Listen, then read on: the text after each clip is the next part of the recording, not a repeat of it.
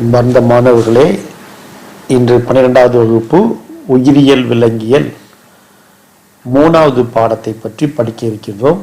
3வது பாடம் இனப்பெருக்க நலன்கள். இனப்பெருக்க நலனின் தேவை, பிரச்சனைகள் மற்றும் உத்திகள், பனிக்குட துளைப்பு மற்றும் அதன் சட்டபூர்வமான தடை, பாலின விகிதம், பெண் கருக்கொலை மற்றும் சிசு கொலை ஆகியவை சமூகத்தின் மீது ஏற்படுத்தும் தாக்கம், மக்கள் தொகை பெருக்கம் மற்றும் பிறப்பு கட்டுப்பாடு. இந்த 4 தலைப்புகளில் தான் இந்த வகுப்பில் பார்க்க இருக்கிறோம். முதலில் இனப்பெருக்க நலன் என்றால் என்ன? இனப்பெருக்க நலன் என்பது அமைப்பு மற்றும் செயல் ரீதியாக இயல்பாக செயல்படும் இனப்பெருக்க உறுப்புகளை பெற்றுள்ள மக்களை கொண்ட சமூகத்தை குறிப்பது இனப்பெருக்க நலன் எனப்படும். இதில் உலகில் தினமும் சுமார் 800 பெண்கள் கர்ப்பம் மற்றும் குழந்தை பிறப்பு தொடர்பான தடுக்கக்கூடிய காரணங்களால் பாதிப்புற்று இறக்கின்றனர். இந்த 800 பெண்களில் 20% இந்திய பெண்களாக உள்ளனர். இவர்களில் 800-இல் 160 பெண்கள் இந்திய பெண்கள்.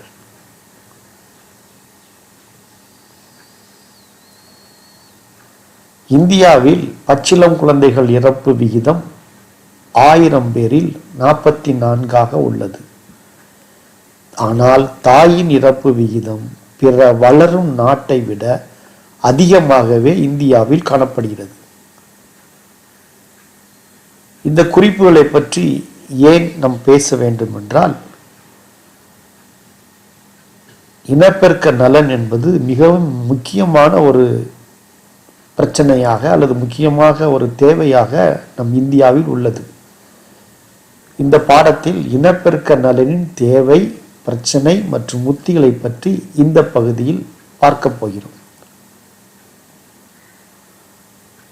1951ஆம் ஆண்டு குடும்ப நல திட்டத்தை பற்றி பல நாடுகள் பேச தொடங்கியது. அந்த பேச தொடங்கிய நாடுகளில் முதன்மையானது நம் இந்தியாவும் ஒன்று. இந்த திட்டமானது 1951இல் தொடங்கப்பட்டு 10 ஆண்டுகளுக்கு ஒரு முறை மதிப்பீடு செய்யப்பட்டது. இனப்பெருக்கம் மற்றும் குழந்தை நலம் பாதுகாப்பு என்ற தலைப்பில் இந்த குடும்ப நல திட்டமானது அழைக்கப்படுகிறது. Reproduction and child health care, RCH. இதற்கென்று ஒரு தனியாக ஒரு அமைப்பை தொடங்கி இந்தியாவில் குடும்ப நல திட்டத்தை பற்றி அனைத்து பெற்றோர்களுக்கும் மாணவர்களுக்கும் எடுத்து கூறுவதற்காகவே இந்த அமைப்பு உருவாக்கப்பட்டது. இதன் மூலமாக மக்கள் தொகை, பெருகி வருகின்ற மக்கள் தொகையை குறைப்பதற்காகவும் அதனால் ஏற்படுகின்ற விளைவிலிருந்து தப்பித்துக் கொள்வதற்காகவே இந்த குடும்ப நல திட்டத்தை பற்றி நாம் படிக்க இருக்கிறோம். முதலில் இனப்பெருக்கம் மற்றும் குழந்தை நல பாதுகாப்பு. இதில் விழிப்புணர்வு மற்றும் மருத்துவ உதவி.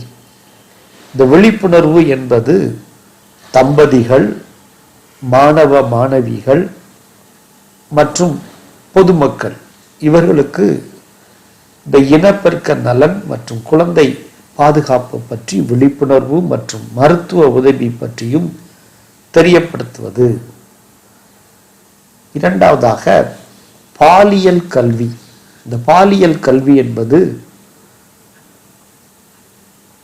பள்ளிகளிலே தொடங்கப்படுகிறது. பள்ளி மாணவர்களுக்கு இந்த கல்வியை கொடுப்பதன் மூலமாக சமுதாயத்தில் குடும்ப கட்டுப்பாடு பற்றியும் குடும்ப கட்டுப்பாடு விதிகள் பற்றியும் அவங்களுக்கு தெரியப்படுத்துவதனால் மக்கள் தொகை குறைவதற்கு வாய்ப்பு உள்ளது என்ற நோக்கில் பாலியல் கல்வியானது இந்த பள்ளி மாணவர்களுக்கு கொடுக்கப்படுகிறது. மேலும் கர்ப்ப காலம் மற்றும் தாய் சேய் நலம், தாய்ப்பால்.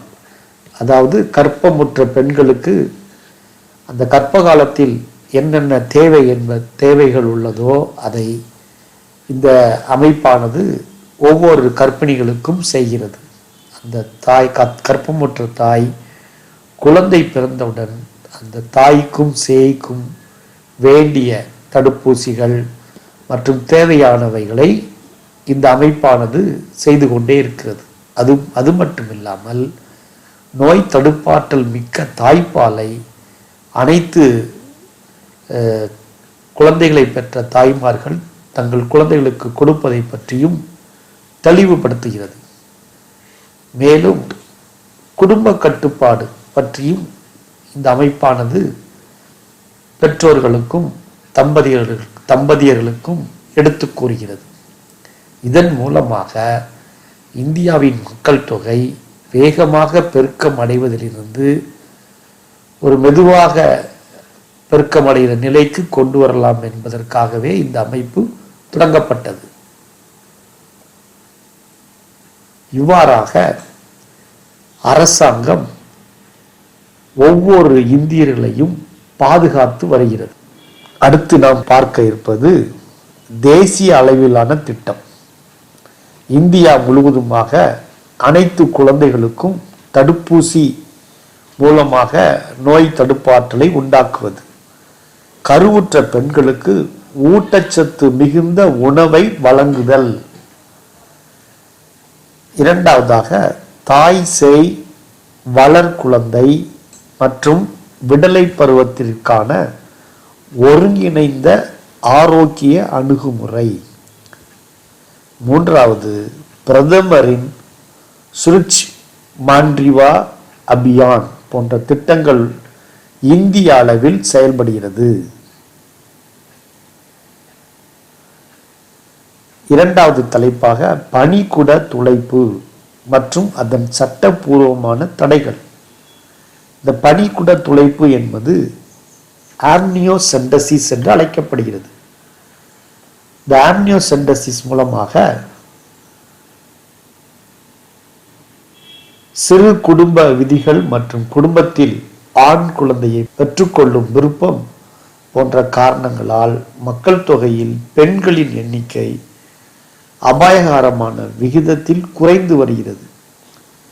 அதாவது அனைத்து பெற்றோர்களுமே அல்லது அனைத்து திருமணமான தம்பதிகள் தங்களுக்கு ஆண் குழந்தை வேண்டும் என்பதற்காக ஆண் குழந்தையின் மீது ஒரு மோகத்தின் காரணமாக பெண் சிசுக்களை அழிக்கின்ற அல்லது பெண்களின் எண்ணிக்கை அபாயகரமான விகிதத்தில் குறைந்து வருகிறது.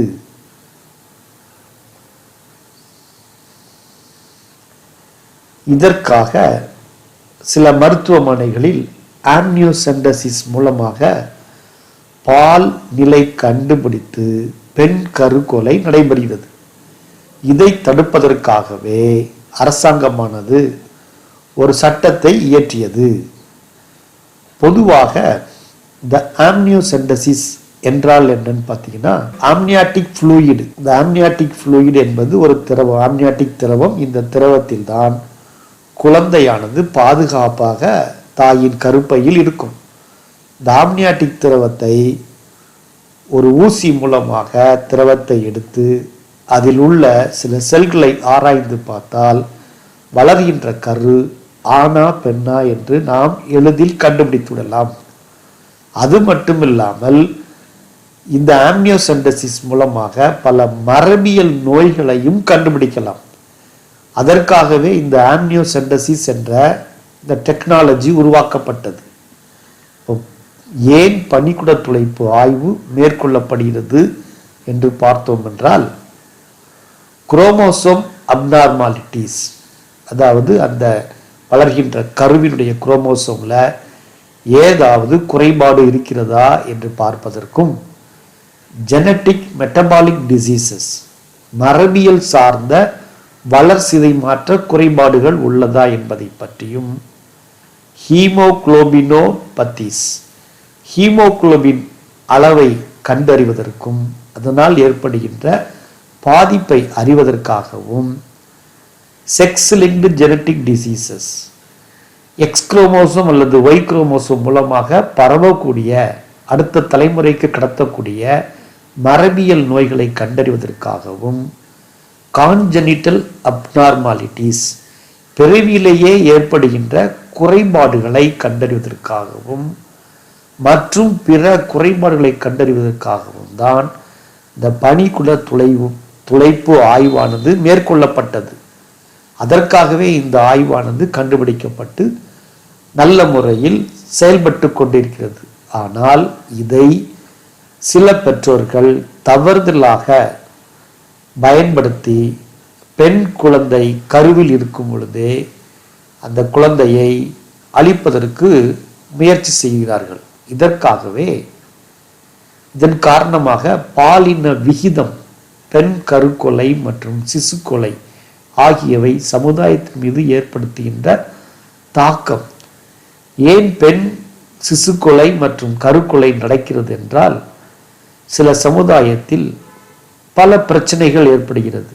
குறிப்பாக பெண் குழந்தைகளுக்கு என்று போதிய அங்கீகாரம் இல்லை. அது மட்டுமல்லாமல் திருமணத்திற்கென்று அந்த பெற்றோர் பெண்களுக்கு அதிகமாக செலவு செய்வதன் காரணமாக வறுமை கோட்டுக்கு கீழ் உள்ள மக்கள் பெண் குழந்தைகள் வேண்டாம் என்பதற்காகவே இந்த பெண் சிசு கொலையும் பெண் கரு கொலையும் நடைபெறுகிறது. இதில் பாலின விகிதம், மக்கள் தொகையில் ஆண்களுக்கும் பெண்களுக்கும் இடையான விகிதம் தான் பாலின விகிதம் என்று அழைக்கின்றோம். இந்த பாலின விகிதம் ஆண்களும் பெண்களும் சமுதாயத்தில் சம எண்ணிக்கையில் இருக்க வேண்டும். ஆனால் தற்பொழுது இதன் அளவு மிகவும் குறைந்து கொண்டே வருகிறது. கடந்த 10 ஆண்டுகளில் 1000 ஆண்களுக்கு 927 பெண்கள் என்பதில் இருந்து 919 பெண்கள் என குறைந்துள்ளது. இதற்கு காரணம் பெண் சிசு கொலையும் பெண் கருக்கொலையும் தான் காரணம். பெண்கள் சமுதாயத்தில் போதுமான அங்கீகாரம் கிடைப்பதில்லை. அதன் காரணமாக பெற்றோர்கள் பெண் குழந்தை வேண்டாம் என்பதற்காகவே கருக்கொலையும் சிசு கொலையும் செய்துவிடுகிறார்கள். பெண் கருக்கொலை என்றால் என்ன? தாயின் கருப்பையிலேயே பெண் சிசுவை கருக்கலைப்பு செய்வது பெண் கருக்கொலை என அழைக்கப்படுகிறது. பெண் சிசு கொலை என்றால் என்ன? பிறந்த பின் பச்சிளம் பெண் குழந்தைகளை கள்ளிப்பால் போன்ற சில மருந்துகளை கொடுத்து கொன்று விடுகிறார்கள். இது பெண் சிசு கொலை என்று அழைக்கப்படுகிறது. இந்த இரண்டுக்குமான வேறுபாடு சென்ற ஆண்டு நடந்த பொதுவான காலாண்டு தேர்வில் கேள்வி ஒன்று கேட்கப்பட்டது.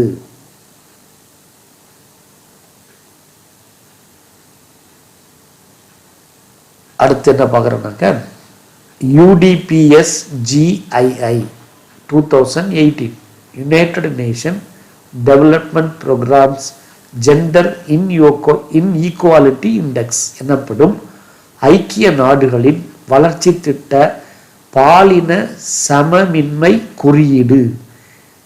இந்த பட்டியலில் உள்ள 187 நாடுகளில் நம் நாடு 134வது இடத்தில் உள்ளது. இந்த 187 நாடுகளிலும் ஆண்களும் பெண்களும் சமமான விகிதத்தில் இல்லை. குழந்தை பிறப்புக்கு முன் பாலினத்தை முன்கூட்டியே கண்டறியும் தொழில்நுட்பத்தை தடை செய்யக்கூடிய சட்டம் ஒன்று இந்திய அரசாங்கத்தால் 1994ஆம் ஆண்டு இயற்றப்பட்டது. அந்த சட்டமானது preconception and prenatal diagnostic technique act அல்லது PCB-NDT ஆக்ட் 1994 என்று அழைக்கப்படுகிறது. இந்த PCB-NDT ஆக்ட் 1994 இந்த ஆக்டில் பிறப்புக்கு முன் கருவில் வளரும் குழந்தையின் பாலினத்தை கண்டறிந்து தேர்ந்தெடுத்து கருக்கலைப்பு செய்யும் தொழில்நுட்பம் தடை செய்யப்படுகிறது. இந்த PCPNTT ஆக்டை எல்லா மருத்துவமனைகளிலும் நாம் உள்ளே செல்லும் வழியில் இந்த ஆக்ட் அங்கே பெரிதாக ஒரு போர்டில் எழுதப்பட்டிருக்கும். அதை அனைவரும் கண்டிருப்பீர்கள். எதற்காக இது வைத்துள்ளது என்றால், மேல் ஆர் ஃபீமேல் கருவில் இருப்பதை வைத்து பெண்கள் என்றால் அந்த கருவானது அழிக்கப்படுகிறது. இதை தடுப்பதற்காகவே இந்த சட்டம் கொண்டு வரப்பட்டது. இந்த சட்டம் எதற்காக கொண்டு வரப்பட்டது என்றால், ஆண்களின் எண்ணிக்கையும் பெண்களின் எண்ணிக்கையும் சமமாக இல்லை. இதற்கு காரணம், பெண்களுக்கு போதிய அங்கீகாரம் சமூகத்தில் கிடைப்பதில்லை. ஆனால் தற்பொழுது அரசாங்கத்தின் முயற்சியால் பல பெண்கள் தலைவர்களாகவும் நாட்டை ஆள்பவர்களாகவும் தற்சமயம் அலுவலகத்தில் பெரிய மேலாளர்களாகவும் வந்து கொண்டிருக்கிறார்கள். சில மருத்துவமனைகளில் இந்த பெண் சிசு கொலைக்கு காரணமாக சில மருத்துவமனைகளில் பெற்றோர்களுக்கு, அதுவும் பெண் குழந்தையை கருவிலேயே கலைப்பு செய்வதற்கு உதவியாக இருக்கின்ற மருத்துவர்களுக்கு இந்த தண்டனை ஒன்று வழங்கப்படுகிறது. Prevention of child from sexual offences. இது அடுத்து ஒரு முக்கியமான ஒரு பிரச்சனை. இது POCSO ஆக்ட் என்று அழைப்பார்கள். இதில் சிறு குழந்தைகளுக்கு எதிராக செய்யக்கூடிய சில தவறான பிரச்சனைகள், இதிலிருந்து சிறுவர்களையும் சிறுமிகளையும் காப்பாற்றுவதற்காகவே இந்த சட்டமானது இயற்றப்பட்டது. இந்த சட்டத்தில் 4 வகையான அபியூசஸ் கொடுக்கப்பட்டிருக்கிறது. ஒன்று பிசிக்கல் அபியூசஸ், உடல் முறையீடு.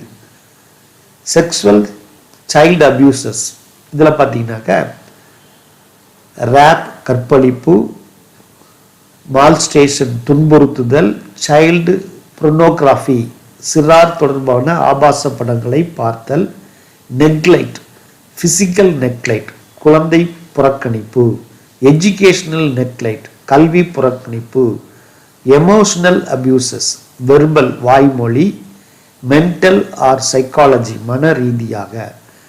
இந்த 4 வழிகளில் சிறுவர்கள் சமுதாயத்திலிருந்து ஒதுக்கப்படுகிறார்கள்.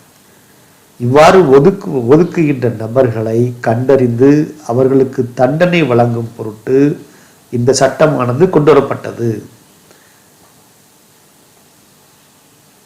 இந்த சட்டத்தை யார் முதலில் அல்லது யார் இதை இப்பொழுது வெளிப்படுத்தினார்கள் என்றால், வரேந்திரகுமார்.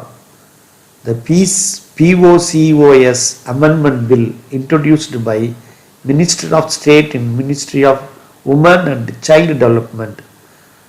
Varendra Kumar also provided for stringent punishment for other crimes against those below 18 years of age. இது ஜனவரி 8ஆம் தேதி 2019ஆம் ஆண்டு இந்த சட்டமானது கொண்டு வரப்பட்டது.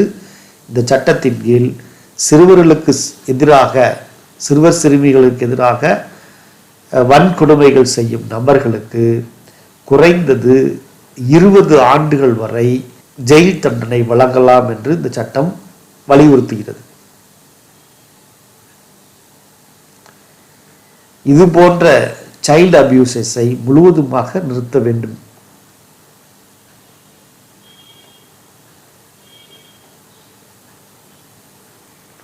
மக்கள் தொகை பெருக்கம் மற்றும் பிறப்பு கட்டுப்பாடு, மருத்துவ வசதிகள் மேம்பாடு மற்றும் வளம் நிறைந்த வாழ்க்கை முறை ஆகியவற்றால் வாழ்நாள் உயர்ந்து வருகிறது.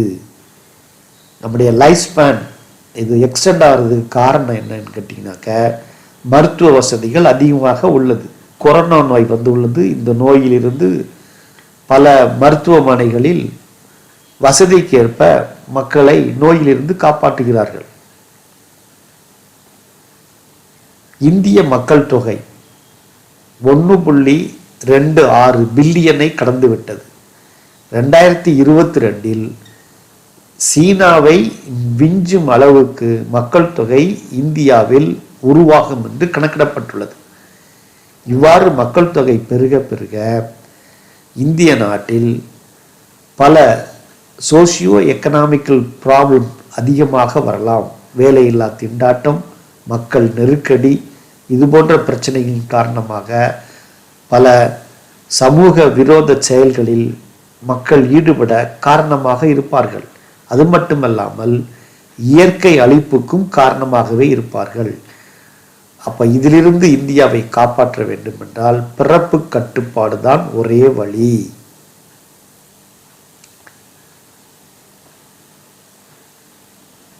ஆயிரத்தி 1951 ஆண்டில் ஆரம்பிக்கப்பட்ட குடும்ப நலத் திட்டத்தில் நாம் இருவர் நமக்கு இருவர் என்று பல விளம்பரங்கள் மூலமாகவும் சமூக சேவகைகள் மூலமாகவும் மாணவ மாணவியர்கள் மூலமாகவும் அப்பொழுது மக்களின் இருந்த குடும்பத்தில் இருந்த குழந்தைகளின் எண்ணிக்கை படிப்படியாக குறைந்து நாம் இருவர் நமக்கு இருவர் என்று வந்தது. அதன் பின்னர் 1980க்கு அப்புறம் நாம் இருவர் நமக்கு ஒருவர் என்று கொண்டுவரப்பட்டது. அது மட்டுமல்லாமல் திருமண வயது பெண்களுக்கு ஆண்களுக்கு 21 வயதும் பெண்களுக்கு 18 வயதுமாக நிர்ணயிக்கப்பட்டது. தற்பொழுது 2020 பெண்களின் திருமண வயது 21 நிர்ணயிப்பதற்காக சட்டமானது இயற்றப்பட உள்ளது. கருத்தடை முறைகள், இதில் குடும்ப கட்டுப்பாடு. கருத்தடை முறைகளை தன்னிச்சையுடன் பயன்படுத்தி கருவுறுதலையோ அல்லது கருப்பையில் கருப்பதிதலையோ தடுத்தல் குடும்ப கட்டுப்பாடு என அழைக்கப்படுகிறது. இதில் கருத்தடை முறைகள் 2 வகைகள் உள்ளன. ஒன்று தற்காலிக முறை, மற்றொன்று நிரந்தர முறை.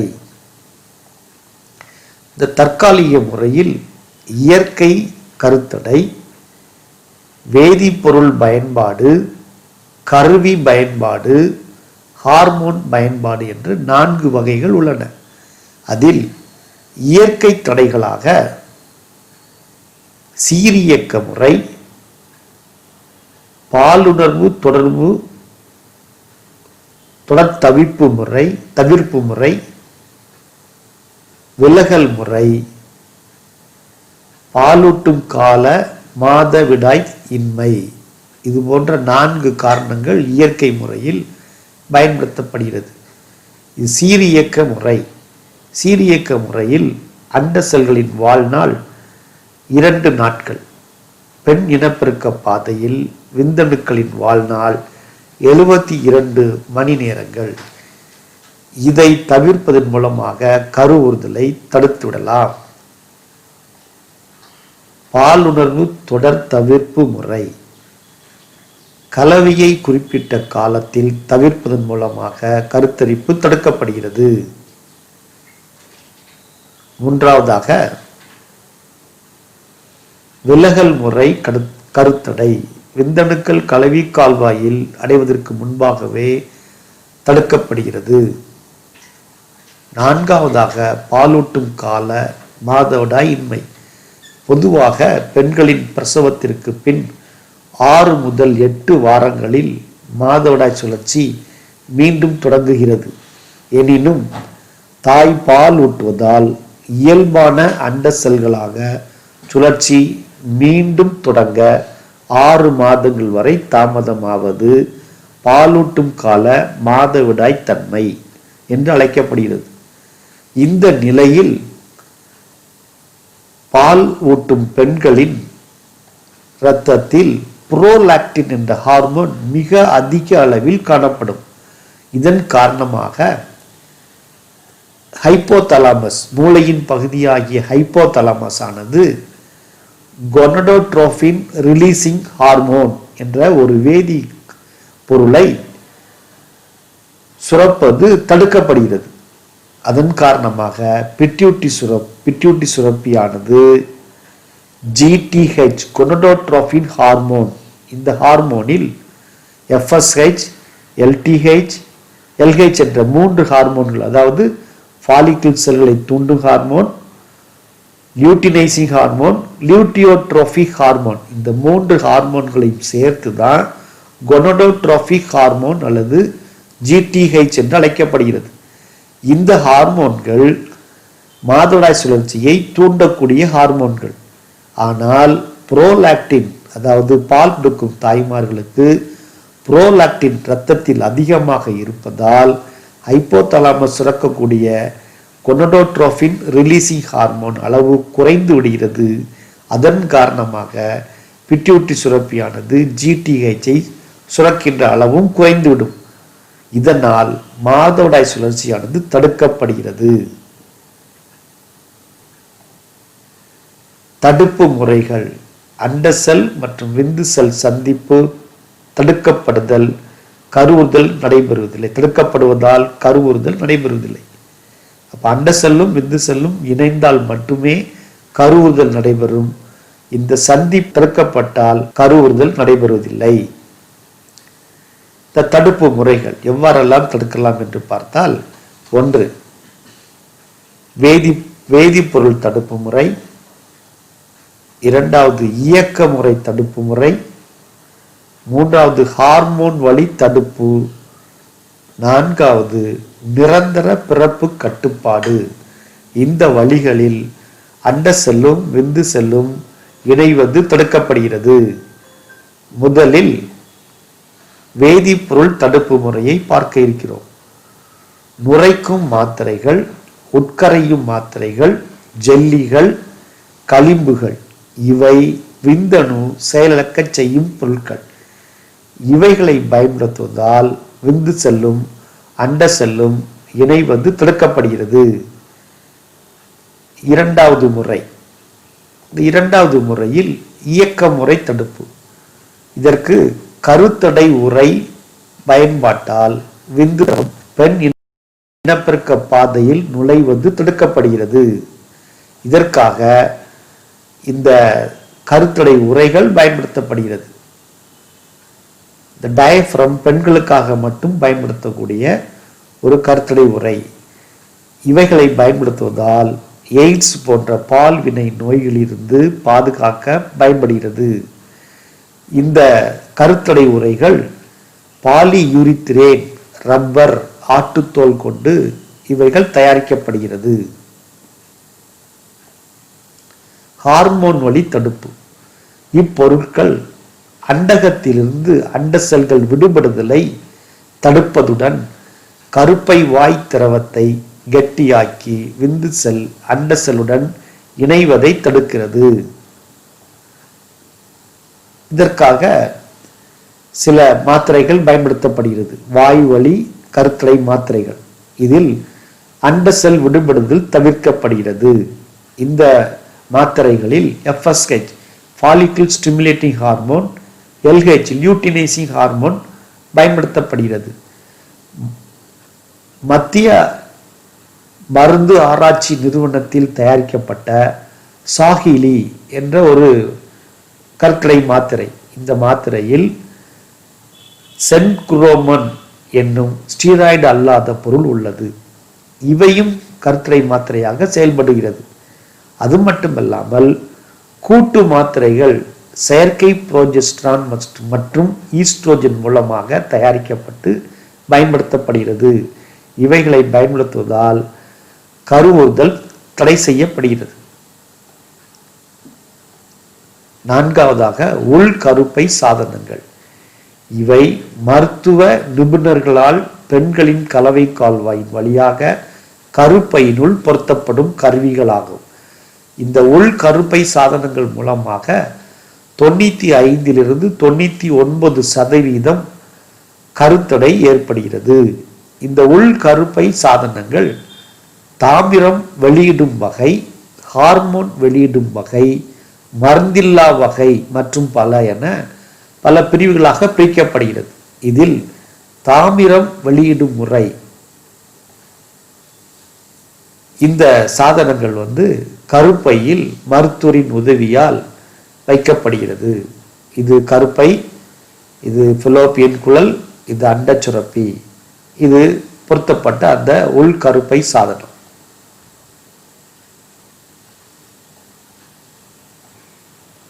தாமிரம் வெளியிடும் உள்கருப்பை சாதனம்.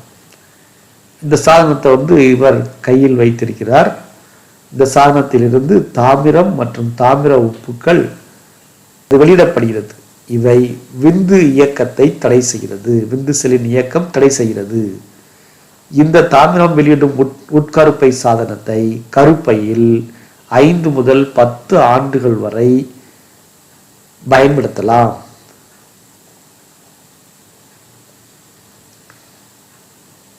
இந்த தாமிரம் வெளியிடும் உள்கருப்பை சாதனங்கள், இதன் வகைகள் நம்ம புக்கில் குறிப்பிட்டிருக்கிறாங்க. இந்த வகைக்கு பேர் CUT 380 380A. அடுத்தது மல்டி லோப்டு 375 CUT 380AG.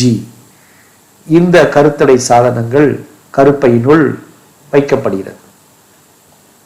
அடுத்து ஹார்மோன் வெளியிடும் உள்கருப்பை சாதனங்கள் IUD இன்ட்ரா யூட்ரைன் டிவைஸ் என்று அழைக்கப்படும். இதில் LNG-20 என்ற சாதனம் பயன்படுத்தப்படுகிறது. இவை ஹார்மோன்கள் கருப்பை வாயில் சுரக்கும் கோழை பொருளின் வளவளப்பு தன்மையை உயர்த்தி விந்து செல்கள் நுழைவதை தடை செய்கிறது.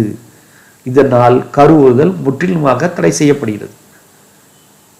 அடுத்து மருந்தில்லா உள்கருப்பை சாதனங்கள் IUD.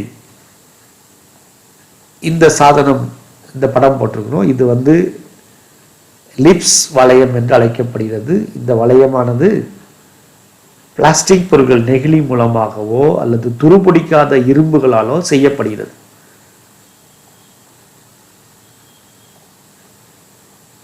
இறுதியாக நிரந்தர பிறப்பு கட்டுப்பாடு. இது கருக்குழல் தடை, விந்து குழல் தடை 2 வழிகளில் நிரந்தரமாக பிறப்பு கட்டுப்பாடு செய்யப்படுகிறது. முதலில் கருக்குழல் தடை. இந்த கருக்குழல் தடை என்பது கர்ப்பப்பையிலிருந்து ஃபெலோப்பியன் நாளம் அல்லது அண்ட நாளம் துண்டிக்கப்படுகிறது. துண்டிக்கப்பட்டு அதில் ஒரு முடிச்சிடப்படுகிறது.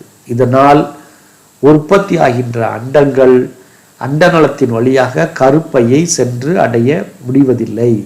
இதனால் கருவுறுதல் நிரந்தரமாக தடை செய்யப்படுகிறது. இது பெண்களுக்கு செய்யக்கூடிய ஒரு நிரந்தர முறை. இதை டியூபெக்டமி என்று அழைப்பார்கள். இது ஆண்களுக்கு செய்யக்கூடிய ஒரு நிரந்தர கருத்தடை முறை. இது விந்து குழல் தடை என்று அழைப்பார்கள். இதில் விந்து நாளமானது 2ஆக துண்டிக்கப்பட்டு முடிச்சிடப்படுகிறது. இதை வாசக்டமி என்று அழைப்போம். அது பெண்களுக்கு செய்யக்கூடிய அந்த அறுவை சிகிச்சை முறையை டியூபெக்டமி என்றும், ஆண்களுக்கு செய்யக்கூடிய அறுவை சிகிச்சையை வாசக்டமி என்றும் அழைக்கப்படுகிறது. இதில் விந்து நாளம் வெட்டப்பட்டு முடிச்சு போடப்படுகிறது. இதன் காரணமாக விந்தகத்திலிருந்து விந்து நாளத்தின் வழியாக விந்துக்கள் வெளியேற முடிவதில்லை. இவ்வாறாக இந்த 2 முறைகளில் ஆண்களுக்கும் பெண்களுக்கும் நிரந்தரமாக கருத்தடை செய்யப்படுகிறது. இந்த ஆண்டு நடந்த மார்ச் மாதம் நடந்த பொதுத் தேர்வில் நாம் பார்த்த பகுதியிலிருந்து 2 கேள்விகள், ஒரு மார்க்கு 1 மதிப்பெண்ணும் 3 மதிப்பெண்களில் ஒன்றும் கேட்கப்பட்டது. அதில் பார்த்தீங்கன்னா A டைப் கொஸ்டின்ல பொறுத்துகளை கேட்டிருக்காங்க. இந்த தாமிரத்தை வெளியிடுகின்ற அந்த கருத்தடை சாதனம், உள்கருப்பை சாதனம் எது? ஹார்மோன் வெளியிடும் உள்கருப்பை சாதனம் எது? மருந்தில்லா உள்கருப்பை சாதனம் எது? மாத்திரைகள், இப்படின்னு சொல்லிட்டு 4 சாய்ஸ் வந்திருக்காங்க. இங்க LNG-20, லிப்ஸ் வளையம், சாஹிலி, மல்டிலோப்டு 375 இதெல்லாம் அந்த காப்பர்டி என்று அழைக்கக்கூடிய அந்த பகுதிகள். தாமிரம் வெளியிடும் அந்த கருத்தடை சாதனம் எதுன்னு பார்த்தீங்கன்னாக்க இந்த மல்டிலோப்டு 375. ஹார்மோன் வெளியிடும் சாதனம் எதுன்னு பார்த்தா LNG-20. மருந்தில்லா லிப்ஸ் வளையம், மாத்திரைகளை சாஹிலி. இப்படி நம்ம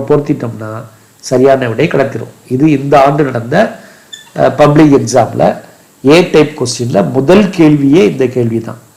16வது கேள்வி பனிக்குட துளைப்பு பற்றி குறிப்பு வரைக. நம்ம ஏற்கனவே பனிக்குட துளைப்பை பற்றி பார்த்தோம். அதை ஒரு 3 மதிப்பெண் வினாக்கள்ல இந்த ஆண்டு நடந்த மார்ச் மாதம் நடந்த பொதுத் தேர்வில் கேட்டிருக்காங்க. மருத்துவ ரீதியான கருக்கலைப்பும் பால்வினை நோய்களை பற்றி பார்க்க இருக்கிறோம். இந்த 2 பகுதிகளும் எதற்காக இன்று படிக்க இருக்கிறோம் அல்லது எதற்காக உங்கள் புத்தகத்தில் இந்த பகுதிகள் சேர்க்கப்பட்டுள்ளது என்றால், அனைவரும் இது பற்றிய உண்மைகளையும் இதனால் ஏற்படும் விளைவுகளை பற்றி கண்டிப்பாக இந்த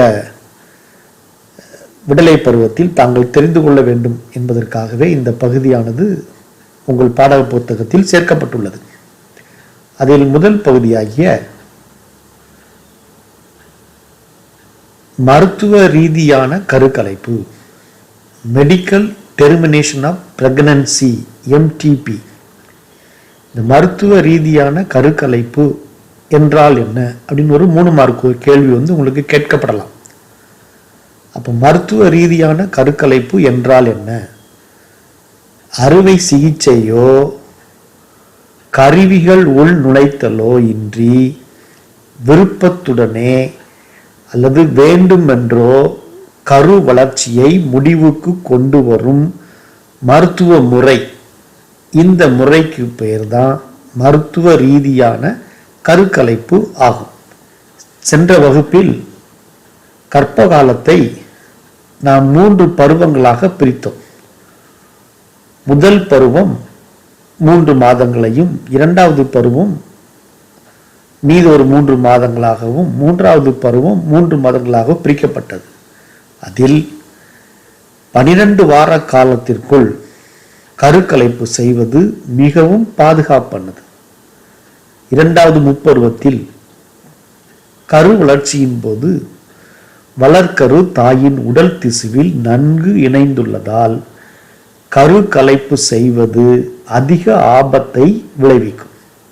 அதனால தான் முதல் முப்பருவத்திலேயே கருக்கலைப்பு செய்வது உடலுக்கு எந்தவித தீங்கும் விளைவிப்பதில்லை என்பது குறிப்பிடப்பட்டுள்ளது.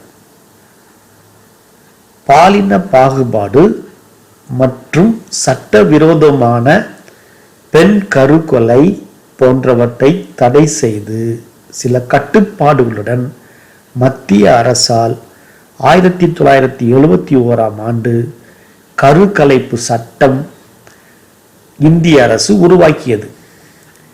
இந்த பகுதி நமது பாடப்புத்தகத்தில் 42வது பக்கத்தில் இறுதியாக போடப்பட்டுள்ளது. நம்ம புத்தகத்தில் எப்படி அது பிரிண்ட் ஆயிருக்குன்னா, பாலின பாகுபாடு மற்றும் சட்ட விரோதமான பெண் சிசு கொலைன்னு போட்டிருப்பாங்க.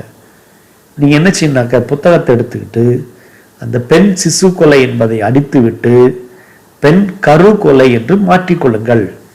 அப்போ நம்ம புத்தகத்தில் 42வது பக்கத்தில் வலதுபுறம் கடைசி லைனுக்கு முந்தின லைனில் இந்த பகுதி போட்டிருக்கும். பாலின பாகுபாடு மற்றும் சட்ட விரோதமான பெண் சிசு கொலைன்னு போட்டிருப்பாங்க. அதை நீக்கிட்டு பெண் கரு கொலை என்று மாற்றிக்கொள்ளவும். நம்ம ஏற்கனவே சென்ற வகுப்புல பெண் சிசு கொலை என்றால் என்ன, பெண் கரு கொலை என்றால் என்ன என்பதை பார்த்தோம். பெண் கரு கொலை என்பது தாயின் வயிற்றிலேயே கரு நிலையிலேயே அந்த கருவை கொல்லுவது அல்லது அழிப்பது. பெண் சிசு கொலை என்பது தாயின் வயிற்றிலிருந்து முழுவதுமாக குழந்தை பிறந்தவுடன் அந்த சிசுவை கொல்வது பெண் சிசு கொலை எனப்படும். நம்ம புக்கில் தவறுதலாக இது பிரிண்ட் ஆயிருக்குது. அதனால இந்த 42ஆம் பக்கத்தில் உள்ளதை நீங்க பெண் கருக்கொலை என்று மாற்றிக்கொள்ளவும், பெண் சிசு கொலைக்கு பதிலாக. அப்போ முதல் கற்பத்தை கலைப்பு செய்வது கடுமையான உளவியல் விளைவுகளை ஏற்படுத்தும். சிலர் பார்த்தீங்கன்னாக்க முதலாக கற்பம் ஏற்பட்ட உடனே கலைப்பு செய்வாங்க. அது அந்த தாய்க்கு உளவியல் ரீதியான விளைவுகளை ஏற்படுத்தலாம். அதனால கருக்கலைப்பு செய்வது உடல் ரீதியாக சில பிரச்சனைகளை ஏற்படுத்தும், மன ரீதியாகவும் சில பிரச்சனையை ஏற்படுத்தும். 2வது பகுதி பால்வினை நோய்கள். இந்த பால்வினை நோய்களை STDன்பாங்க, செக்ஷுவலி டிரான்ஸ்மிட்டட் டிசீஸ். அதுக்கு இன்னொரு பெயர் இருக்குது, இனப்பெருக்க பாதை தொற்று. அதை ரீப்ரொடக்டிவ் ட்ராக் இன்ஃபெக்ஷன் சொல்லுவாங்க. அதை RTI என்று அழைக்கின்றோம். நாங்கள் படிக்கும் போதெல்லாம் அதை வெனேரியல் டிசீஸ் என்று அழைப்பார்கள், அதை VD என்று அழைப்பார்கள். இப்போ எல்லாமே ஒன்று தான், எல்லாமே இனப்பெருக்க பாதையில் ஏற்படுகின்ற தொற்றுகள். இந்த பால்வினை நோயை பற்றி இப்போ ரொம்ப தெளிவாக பார்க்க இருக்கிறோம். இந்த நோய் உங்கள் புத்தகத்தில் ஒரு அட்டவணைப்படுத்தியிருப்பாங்க. எதுக்காக இது வச்சிருக்காங்க அப்படின்னாக்க, இந்த விடலை பருவத்தில் நீங்கள் எல்லாரும் 12th படிக்கத்தட்டியும் அப்பா அம்மாவுடைய கேர்லேயே இருப்பீங்க. அடுத்த ஆண்டு கல்லூரிக்கு போகும்போது அந்த தொடர்பு துண்டிக்கப்படலாம், நீங்கள் வெளியூரில் படிக்கலாம். அப்போது நீங்களே உங்கள் உடலை பாதுகாத்துக் கொள்வதற்காக தான் இந்த பகுதியானது உங்கள் பாடப்புத்தகத்தில் வைக்கப்பட்டுள்ளது. இப்போ பால்வினை நோய் என்றால் என்ன? அதுக்கு செக்ஸுவலி டிரான்ஸ்மிட்டட் டிசீஸ்ன்னு சொன்னோம், STD. STDனா என்ன? It is used to refer to a condition that is passed from one person to another person through sexual contact. அப்போ இந்த செக்ஷுவல் கான்டாக்ட் மூலமாகவே இந்த நோயானது ஒருவரிடமிருந்து மற்றொருவருக்கு பரவுகிறது. ஆணிடமிருந்து பெண்ணுக்கோ, பெண்ணிடமிருந்து ஆண்களுக்கோ, அல்லது ஆணிடமிருந்து ஆண்களுக்கோ, அல்லது பெண்ணிடமிருந்து பெண்களுக்கோ பரவலாம். இந்த நோயை உண்டாக்கும் பொழுது, பரவக்கூடிய நோய்கள் பார்க்கும் பொழுது, இந்த செக்ஷுவலி டிரான்ஸ்மிட்டட் டிசீஸில் இன்னும் 2 நோய்கள் இருக்குது. குறிப்பாக கல்லீரல் அலர்ஜி, ஹெப்பாட்டிட்டிஸ் B என்று அழைப்பார்கள். மற்றொன்று HIV, இது எய்ட்ஸ் நோய், ஹியூமன் இம்யூனோ வைரஸ் தொற்றுக்கள். இதுவும் பால் உறவின் மூலமாகவே தோன்றும். அது மட்டுமின்றி இந்த நோயாளிகள் பயன்படுத்திய உட்செலுத்தும் ஊசிகள், அறுவை சிகிச்சை கருவிகள், இரத்தம் செலுத்துதல் மற்றும் தொற்று கொண்ட தாயிடமிருந்து பரவுகிறது. இந்த கடைசி வார்த்தையை பார்த்தீங்கன்னாக்க, இந்த கல்லீரல் அலர்ஜியோ அல்லது HIV நோய் ஒரு தாய்க்கு இருந்ததுன்னா, அந்த தாய் கருவுற்று இருந்தால் அது தாய்சை இணைப்பு திசு வழியாக தாயின் கருப்பையில் உள்ள கருவையும் அந்த நோய் தாக்கும் வல்லமையுடையதாக இருக்குது. பொதுவாக பால்வினை நோய்கள் அனைத்தும் 15 to 24 வயதினிடம் தொற்று ஏற்பட வாய்ப்புகள் அதிகமாக உள்ளது. நான் ஏற்கனவே சொன்னேன், நீங்கள் பள்ளியில் படிக்கும் பொழுது உங்களுக்கு பாதுகாப்பாக பெற்றோர்களும் ஆசிரியர்களும் இருந்தார்கள். நீங்கள் கல்லூரிக்கு போகும் பொழுது சில வெளியூரில் சென்று படிக்கலாம். அப்போ உடல் ரீதியாக தவறுவதற்கு நிறைய வாய்ப்புகள் உங்களுக்கு கிடைக்கும். அப்போ இது போன்ற நோய்கள்லாம் வர்றதற்கு வாய்ப்பு அதிகமாக உள்ளது என்று இங்கே குறிப்பிடப்பட்டுள்ளது. இப்போ எந்தெந்த நோய் கிருமி இந்த பால்வினை நோயை உண்டாக்குது அப்படின்னு பார்த்தோம்னா, முதல் படியாக பாக்டீரியாக்கள், 2வது வைரஸ்கள், 3வது புரோட்டோசோவாக்கள், 4வது பூஞ்சைகள் மற்றும் ஒட்டுண்ணிகள். இதன் மூலமாகவே பால்வினை நோய் ஒரு மனிதனிடமிருந்து மற்றொரு மனிதனுக்கு பரவுகிறது. இந்த பால்வினை நோய்களில் பாக்டீரியாக்கள் மூலமாக பரவுகின்ற நோய்கள் உங்கள் புத்தகத்தில் கொடுத்ததை நான் இங்கே குறிப்பிட்டிருக்கேன். முதல் படியாக கொனீரியா, இதை வெட்டை நோய் என்று அழைப்பார்கள். 2வது நோய்க்கு பேர் கிரந்தி அல்லது மேகப்புண் அல்லது சிப்லீஸ் என்று அழைப்பார்கள். 3வது நோய்க்கு கிளாமிடியாசிஸ். 4வதாக பிறப்புறுப்பு அக்கி. இந்த 4 நோய்களும் 1 மார்க் கேள்வியில் கேட்கலாம். எப்படி கேட்பாங்க அப்படின்னு பார்த்தீங்கன்னா, பாக்டீரியா மூலம் கீழ்கண்டவற்றில் எந்த நோய் பாக்டீரியா மூலம் பரவுகிறது அப்படின்னு கேள்வி கேட்டுட்டு சூஸ் த பெஸ்ட் ஆன்சரில் இதில் 4ல் ஏதாவது ஒன்று கொடுத்துருப்பாங்க. மற்ற 3ம் வைரஸ் மூலமாகவோ அல்லது பூஞ்சைகள் மூலமாகவோ அல்லது புரோட்டோசோவா மூலமாகவோ பரவுகின்ற நோய்களை கொடுத்துருப்பாங்க. அப்போ அந்த 4 நோய்களையும் நன்றாக தெரிந்து வைத்துக் கொள்ள வேண்டும். இப்போ நம்ம இந்த கொனீரியா நோயை பற்றி இப்பொழுது பார்க்க போகிறோம். இந்த நோயை பார்க்கும் பொழுது கொஞ்சம் தைரியமாக நீங்கள் இருந்து கொள்ள வேண்டும். உதாரணமாக கொனீரியாவை வெட்டை நோய் என்று அழைப்போம். இந்த நோய் முழுக்க முழுக்க உடல் உறவு மூலமாகவே இது பரவுகிறது. ஒரு ஒரு மனிதனிடமிருந்து மற்றொரு மனிதருக்கு, ஆணிடமிருந்து பெண்ணுக்கோ பெண்ணிடமிருந்து ஆணுக்கோ பரவலாம். முதல் படியாக நாம் பார்ப்பது ஆண்களில் இந்த தொற்று எப்படி இருக்குன்னு பார்த்தீங்கன்னா, இந்த ஆண் குறியில் உள்ள வெளிப்புறத்திலேயும் சிறுநீர் வருகின்ற துளை வழியாக உட்புறத்திலும் சிறிய புண்கள் ஏற்படும். இந்த புண்களிலிருந்து சீல்லாம் வடிய ஆரம்பிச்சிடும். அப்போ சிறுநீர் கழிக்கும் பொழுது பயங்கரமான எரிச்சல் ஏற்படும். இது ஆண்களுக்கு. இதே போல பெண்களுக்கும் பெண் இனப்பெருக்க கால்வாய் வழியாக உள்ள உட்புறத்தில் இதே போன்ற புண்கள் ஏற்படும். அந்த புண்களிலிருந்து சீல்லாம் வடிய ஆரம்பிச்சிடும். அப்போ இந்த நோயை உண்டாக்கக்கூடிய நோய் கிருமியின் பெயர் என்ன? இது ஒரு பாக்டீரியா, நிசெரிசியா கொனீரியே என்ற பாக்டீரியா. இந்த பாக்டீரியா எப்படி பாதிப்பை உண்டாக்குதுனாக்க, சிறுநீர் வடிகுழாயில சிறு சிறு பொக்களங்களை ஏற்படுத்துது. மலக்குடல், தொண்டை, பெண்களின் கருப்பை வாய் ஆகிய பகுதிகளில் பாதிப்பை ஏற்படுத்துது. இந்த பிறப்பு பாதையில் வலி அதிகமாக இருக்கும். சீல் வடிதல், சிறுநீர் கழிக்கும் பொழுது எரிச்சல் உணர்வு ஏற்படும். சாதாரணமாகவே நம்ம தோல் பகுதியில் ஏதாவது புண்ணு இருந்துச்சுன்னா அந்த புண்ணில் கடல் நீரில் காமிச்சிங்கனாக்க அது பயங்கரமான எரிச்சலை உண்டாக்கும். அதே போல் கடல் நீரில் உப்பு இருப்பது போல சிறுநீர்லையும் உப்புக்கள் காணப்படுது. அவை இந்த புண்களில் வழியாக படும் பொழுது பயங்கர எரிச்சல் இருக்கும். இந்த தொற்று எத்தனை நாட்களில் நம்மளுக்கு தொற்றும் அப்படின்னு பார்த்தீங்கன்னாக்க, ஒரு மனிதன் தவறுதலாக ஒழுக்கமுடையவனாக இருந்தால் அவனுக்கு 2 அல்லது 5 நாட்களில் இந்த தொற்றானது அவனது பால் இனப்பெருக்க உறுப்பில் தொற்றி வெளிப்படையாக புண்களை ஏற்படுத்தும். அதனால நம்ம ரொம்ப கவனமாக இருக்கணும். குறிப்பாக நல்ல ஒழுக்கத்தோடு இருக்கணும். இரண்டாவது பகுதி, இரண்டாவது நோய் கிராந்தி அல்லது மேகப்புண், இதை சிப்ளிஸ் என்று அழைப்பார்கள். இந்த நோய் பார்த்தீங்கன்னாக்க, இந்த மாதிரி உடம்புல முதுகுப்புறத்திலையும் இந்த மாதிரி சிறிய சிறிய புண்கள் தோல் எல்லாம் ஏற்படும்.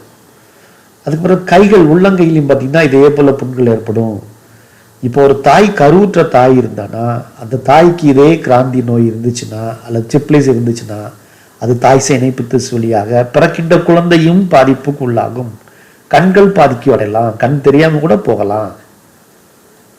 அப்ப இந்த நோயை ஏற்படுத்தக்கூடிய அல்லது சிப்ளிஸ் நோயை ஏற்படுத்தக்கூடிய நோய் கிருமி என்ன அப்படின்னு பார்த்தீங்கன்னாக்க, ட்ரிபோனிமா பாலிடம். இது 1 மார்க்ல கேட்பாங்க. சிப்ளிஸ் நோயை அல்லது கிராந்தி நோயை ஏற்படுத்தக்கூடிய நோய் கிருமியின் பெயர் என்னன்னு கேட்பாங்க. இதுல 3 ஸ்டேஜ் இருக்குது. முதல் நிலை, 2ஆம் நிலை, 3ஆம் நிலை. இந்த முதல் நிலையில என்ன நடக்கும்னாக்க, பால் உறுப்புகளின் புறப்பகுதிகளில் வலியற்ற புண்கள் ஏற்படும். நம்ம முன்னாடி பார்த்த கொனீரியால பார்த்தீங்கன்னா பயங்கரமா வலி இருக்குன்னு சொன்னேன். ஆனா இதுல வலிகளற்ற புண்கள் ஏற்படும். 2ஆவது நிலையில தோல் புண்கள், நம்ம முதல் பார்க்கும்போது ஒரு படத்தை காமிச்சோம் பார்த்தீங்களா, அதில் உடம்புல முதுகுப்புறத்துலாம் புண்கள், தோலில் புண் ஏற்படுதல், சொறி ஏற்படும், தோல் தடித்து காணப்படும், மூட்டுகளில் வீக்கம் ஏற்படும், காய்ச்சல் இருக்கும், முடியெல்லாம் உதிர ஆரம்பிச்சிடும். இது 2ஆவது நிலை. 3ஆவது நிலையில மூக்கு அன்னப்பகுதியில் நாள்பட்ட புண்கள் இருக்கும், இயக்கமின்மை ஏற்படுது, மனநில பாதிப்பு. இப்போ நிறைய பேர் என்ன சொல்லுவாங்கன்னாக்க, தம்பதிகள் பார்த்தீங்கன்னா இந்த பெரிய பெரிய ஹோட்டலில் தற்கொலை செய்து கொண்டால், கணவன் மனைவி தற்கொலை. காரணம் என்ன போட்டிருப்பாங்கன்னாக்க, அவங்க கடன் தொல்லையால் தற்கொலைன்னு சொல்லி போட்டிருப்பாங்க. ஆனால் உண்மையிலேயே அது இருக்காது. அவங்களுக்கு என்ன இருக்குன்னாக்க, இந்த மாதிரி பால்வினை நோய் இருக்கும், நல்ல குடும்பத்தில் இருந்திருப்பாங்க. இவங்க மருத்துவரை சென்று பார்ப்பதற்கு வெட்கப்பட்டு தற்கொலை செய்து கொள்வார்கள். அதை இந்த மாதிரி வேற மாதிரி திருச்சி மாற்றி போட்டுருவாங்க. எப்படின்னாக்க, கடன் தொல்லையால் கணவன் மனைவி தற்கொலைன்னு சொல்லுவாங்க. ஆனால் உண்மையிலே பார்த்தீங்கன்னாக்க அவங்களுக்கு இந்த நோய் இருந்திருக்கலாம்.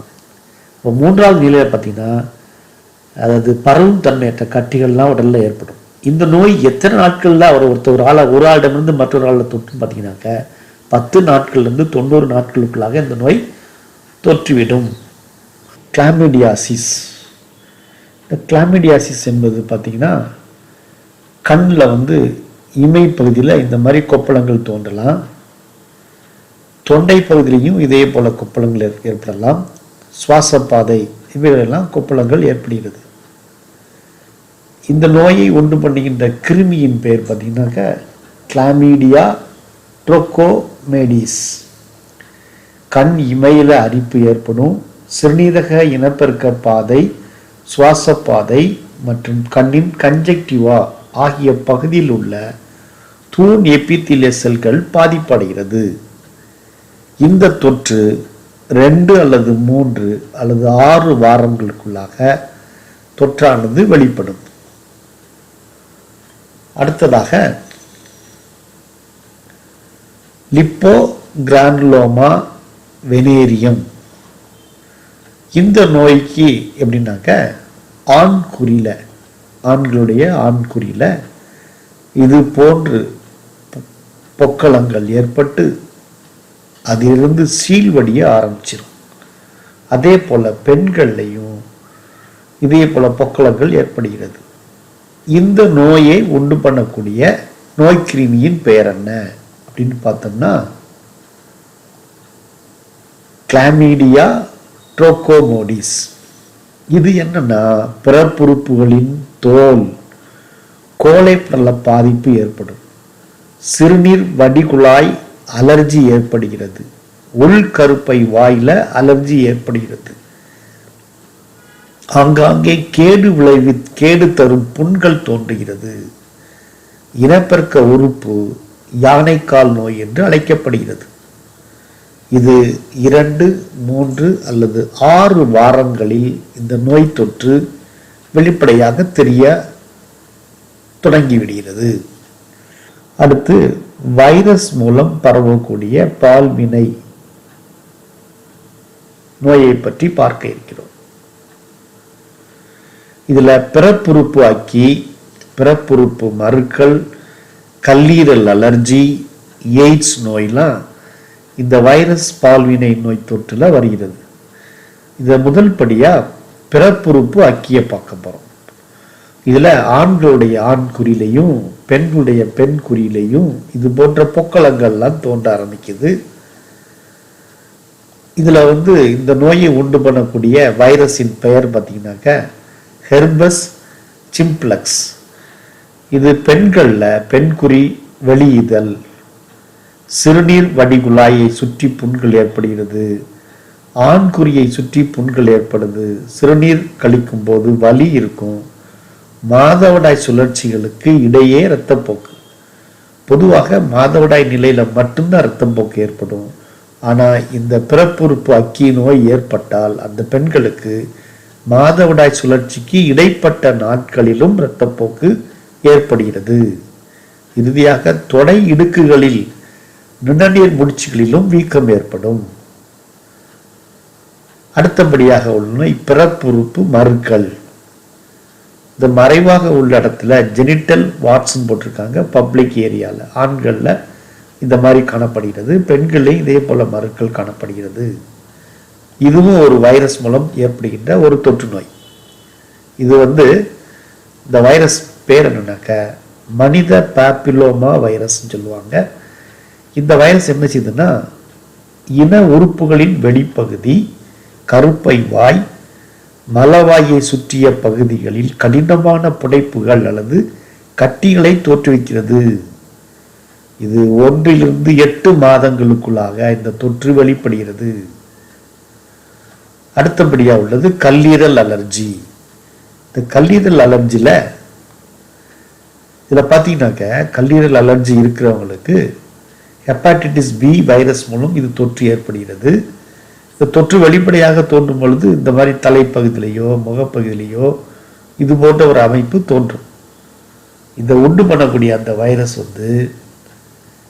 கல்லீரலை கொஞ்சம் கொஞ்சமாக அழிவு பாதைக்கு கொண்டு செல்கிறது. இதை தோற்றுவிக்கிற அந்த வைரஸுக்கு பெயர் ஹெப்பாட்டிட்டிஸ் பி வைரஸ்ன்னு சொல்றோம். இந்த ஹெப்பாட்டிட்டிஸ் பி வைரஸ் ஆனது கல்லீரலை தாக்கும் பொழுது சோர்வு, மஞ்சள் காமாலை, காய்ச்சல், தோல் தடிப்பு, வயிற்று வலி ஏற்படுகிறது. மேலும் கல்லீரல் இறுக்கம் இறுதி நிலையில கல்லீரல் செயலிழந்து மரணம் ஏற்படும். ஜூலை 28 வேர்ல்டு ஹெப்பாட்டிட்டிஸ் டே என்று அழைக்கப்படுகிறது. எய்ட்ஸ் நோய். இது மனித தடைக்காப்பு குறைப்பு வைரஸ், HIV வைரஸ் சொல்றோம். இந்த வைரஸ் ஆனது நிணநீர் முடிச்சுகள் பெரிதாதல், நீண்ட நாட்கள் காய்ச்சல் இருக்கும், நீண்ட நாள் வயிற்றுப்போக்கு இருக்கும், உடல் எடை படிப்படியாக குறைந்து கொண்டே இருக்கும், இரவில் அதிகமாக வியர்க்கும். இது 2 முதல் 6 வாரங்களுக்குள்ளாகவோ அல்லது 10 ஆண்டுகள் கழித்தோ இந்த எய்ட்ஸ் நோய் தொற்று வெளிப்படுவதற்கு இந்த காலங்கள் இன்குபேஷன் காலம் என்று அழைப்பார்கள். இந்த காலங்களில் இந்த வைரஸ் இருப்பது தெரிந்தாலும் ஆனால் அந்த வைரஸால் ஏற்படுகின்ற பாதிப்பு இந்த 10 ஆண்டுகளுக்குள்ளாக ஒன்றும் நடப்பதில்லை. அதற்கு பின்னர் தான் அந்த தொற்று ஏற்பட்ட நோயாளி நோயினால் பாதிக்கப்படுவார். பூஞ்சைகள் மற்றும் புரோட்டோசோவா மூலம் ஏற்படும் பால்வினை நோய். இந்த பூஞ்சைகள் மூலமாக ஏற்படுகின்ற நோயை கேண்டிடியாசிஸ் என்று அழைப்பார்கள். அதே போல புரோட்டோசோவா மூலம் ஏற்படுகின்ற அந்த நோயை ட்ரைகோமோனியாசிஸ் என்று அழைக்கப்படுகிறது. இதில் முதல் பூஞ்சைகள் மூலமாக ஏற்படுகின்ற நோயை பார்க்க போகிறோம். இந்த பூஞ்சைகள் மூலமாக ஏற்படும் பால்வினை நோயில் கேண்டிடியாசிஸ் என்று அழைக்கப்படுகிறது. இந்த கேண்டிடியாசிஸ் வந்துச்சுனாக்க நாக்கு பாருங்க ஒரே புள்ளி புள்ளியாக தெரியுது. அதே போல் தொண்டையினுடைய உட்பகுதியிலையும் இதே போல் புண்ணுகள் தோன்றுகிறது. இது மறைவான உறுப்புலையும் இதே போல் புண்ணுகள் ஏற்படுகிறது. இது எல்லாம் பூஞ்சைகளில் ஈஸ்ட் மூலமாக தோற்றுகின்ற ஒரு தொற்று வியாதி. இது பால்வினை நோய். தகாத உறவுகள் மூலமாக மட்டுமே இந்த நோயானது ஒருவரிடமிருந்து மற்றவருக்கு பரவும். இப்போ இந்த நோயை உண்டு பண்ணக்கூடிய அந்த பூஞ்சையின் பெயர் கேண்டிடா அல்பிகன்ஸ். இது வாய், தொண்டை, குடல் பாதை மற்றும் கலவை கால்வாய் பகுதியில் தாக்கத்தை ஏற்படுத்துகிறது. கலவை கால்வாயில் அரிப்பு, புண்கள் மற்றும் திரவ மிகை போக்கு ஏற்படும். வலியுடன் சிறுநீர் கழிக்கப்படுகிறது. இது ஆண்களுக்கும் சரி பெண்களுக்கும் சரி இந்த நோய் தகாத உறவு மூலமா ஏற்படுகிறது. புரோட்டோசோவா பால்வினை நோய் ட்ரைகோமோனியாசிஸ் என்று அழைப்பார்கள். இது பெண்களுடைய இனப்பெருக்க வாய், அதாவது கருப்பை வாய் பகுதியில் இது போன்ற ஒரு நிலை ஏற்படுது. இது கருப்பையோடைய பெரிதாக்கப்பட்ட ஒரு படம். இந்த படத்தில் பார்த்தீங்கன்னாக்க இந்த ட்ரோகோமோனியாசிஸ் என்ற இந்த புரோட்டோசோவானது இதனுடைய அறிவியல் பெயர் ட்ரோகோமோனாஸ் வாஜினாலிஸ். இது கலவை கால்வாய் அலர்ஜி ஏற்படுத்துகிறது. பச்சல் மஞ்சள் கலந்த கலவை கால்வாய் திரவ வெளிப்பாடு. இந்த புரோட்டோசோவா மூலமாக அதிகமான திரவமானது பச்சை நிறத்திலேயோ அல்லது மஞ்சள் கலந்த நிறத்திலேயோ வெளி வந்து கொண்டே இருக்கும். இதனால் அரிப்பு மற்றும் எரிச்சல் உணர்வு ஏற்படும். பெண்களுக்கு சிறுநீர் வடிகுழல் அலர்ஜி ஏற்படுது. ஆண்கள்ல விந்தக மேல் சுருள் நாள அலர்ஜி. இந்த விந்தக மேல் சுருள் நாள அலர்ஜி ஏற்பட்டு புராஸ்ட்ரேட் சுரப்பியும் அலர்ஜி ஏற்படுது. அப்போ இது முழுவதுமாக பால்வினை நோய், அதாவது தகாத உறவு, உடல் உறவு மூலமாக மட்டுமே இந்த நோய் ஏற்படுகிறது. ஒருவருக்கு இந்த நோய் தொற்றியவுடன் 4 நாட்களிலிருந்து 28 நாட்களுக்காக உள்ளாக இந்த நோய் வெளிப்பாடு தோன்றும். அடுத்து நாம் பார்ப்பது பால்வினை நோய்களை வருமுன் காத்தல். எப்படி பால்வினை நோய் வராம நம்ம காத்து கொள்ளலாம் அப்படின்னு பார்த்தீங்கன்னாக்க, இதுல பலருடன் பாலுறவு கொள்வதை தவிர்த்தல், அதுதான் மிக முக்கியமானது. இதன் மூலமாக பால்வினை நோய் முழுவதுமாக வராம காத்து கொள்ளலாம். அதுக்கப்புறம் கருத்தடை உரைகளை பயன்படுத்துதல்.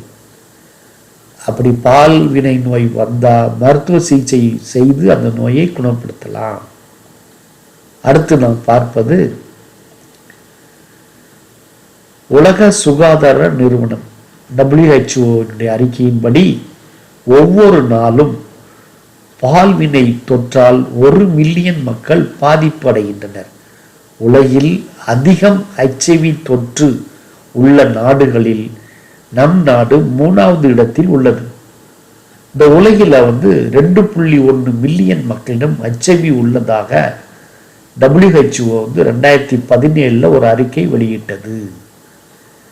அடுத்து நாம் மிக முக்கியமாக பார்க்க இருப்பது கருப்பை வாய் புற்றுநோய். இந்த கருப்பை வாய் புற்றுநோய் பெண்களுக்கு மிக அதிகமாக ஏற்படுகிறது. இந்த பால் வழி பரவும் வைரஸான மனித பாப்பிலோமா வைரஸ் கருப்பை வாய் புற்றுநோய் தோற்றுவிக்கிறது. இது 1 மார்க் கொஸ்டின்ல கேட்பாங்க. மனித பாப்பிலோமா வைரஸ் கருப்பை வாய் புற்றுநோயை தோற்றுவிக்கிறது. கருப்பை வாய் பிறழ்வாக்கம் செர்விக்கல் டைப்ளீசியா அப்படிம்பாங்க என்னும் இயல்புக்கு மாறாக வளர்ச்சி அடைகிறது. அப்ப கருப்பை வாய் பகுதியில் உள்ள செல்கள் இயல்புக்கு மாறான வளர்ச்சியை அடைகிறது இந்த வைரஸ்கள் மூலமாக. இப்ப கருப்பை வாய் புற்றுநோயுடைய அறிகுறிகள், ஒருவருக்கு கருப்பை வாய் புற்றுநோய் வந்தா அவருக்கு என்னென்ன அறிகுறிலாம் முதலில் தோன்றும் அப்படின்னு பார்த்தோம்னா, கருப்பை கால்வாய் திரவம் மிக அதிகமாக சுரந்து கொண்டே இருக்கும். இடுப்பு பகுதியில் வலி ஏற்படும். இயல்புக்கு மாறாக வளர்ச்சியை அடைகிறது. அந்த கருப்பை வாய் பகுதியில செல்கள் இயல்புக்கு மாறாக வளர்ச்சி அடைகிறது. புற்றுநோய் என்றாலேயே பொதுவாக செல்கள் வேகமாக வளரும், கட்டுப்பாடின்றி வேகமாக வளர்வதுதான் புற்றுநோய் சொல்லியிருக்கும். அப்ப இந்த கருப்பை வாய் பகுதியில் உள்ள செல்கள் மிக வேகமாக வளர்ச்சி அடைகிறது.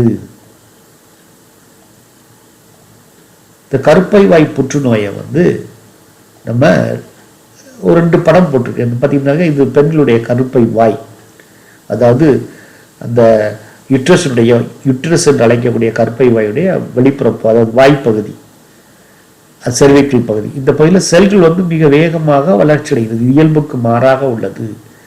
அதே போல இந்த படத்துலையும் பார்த்தீங்கன்னாக்க ரொம்ப தெளிவாக தெரியும். இந்த கருப்பை வாய் பகுதியில் செல்கள் இயல்புக்கு மாறாக வளர்ச்சியுற்று காணப்படுகிறது. இந்த கருப்பை வாய் திரவமும் அதிகமாக சுரந்து கொண்டே இருக்கும்.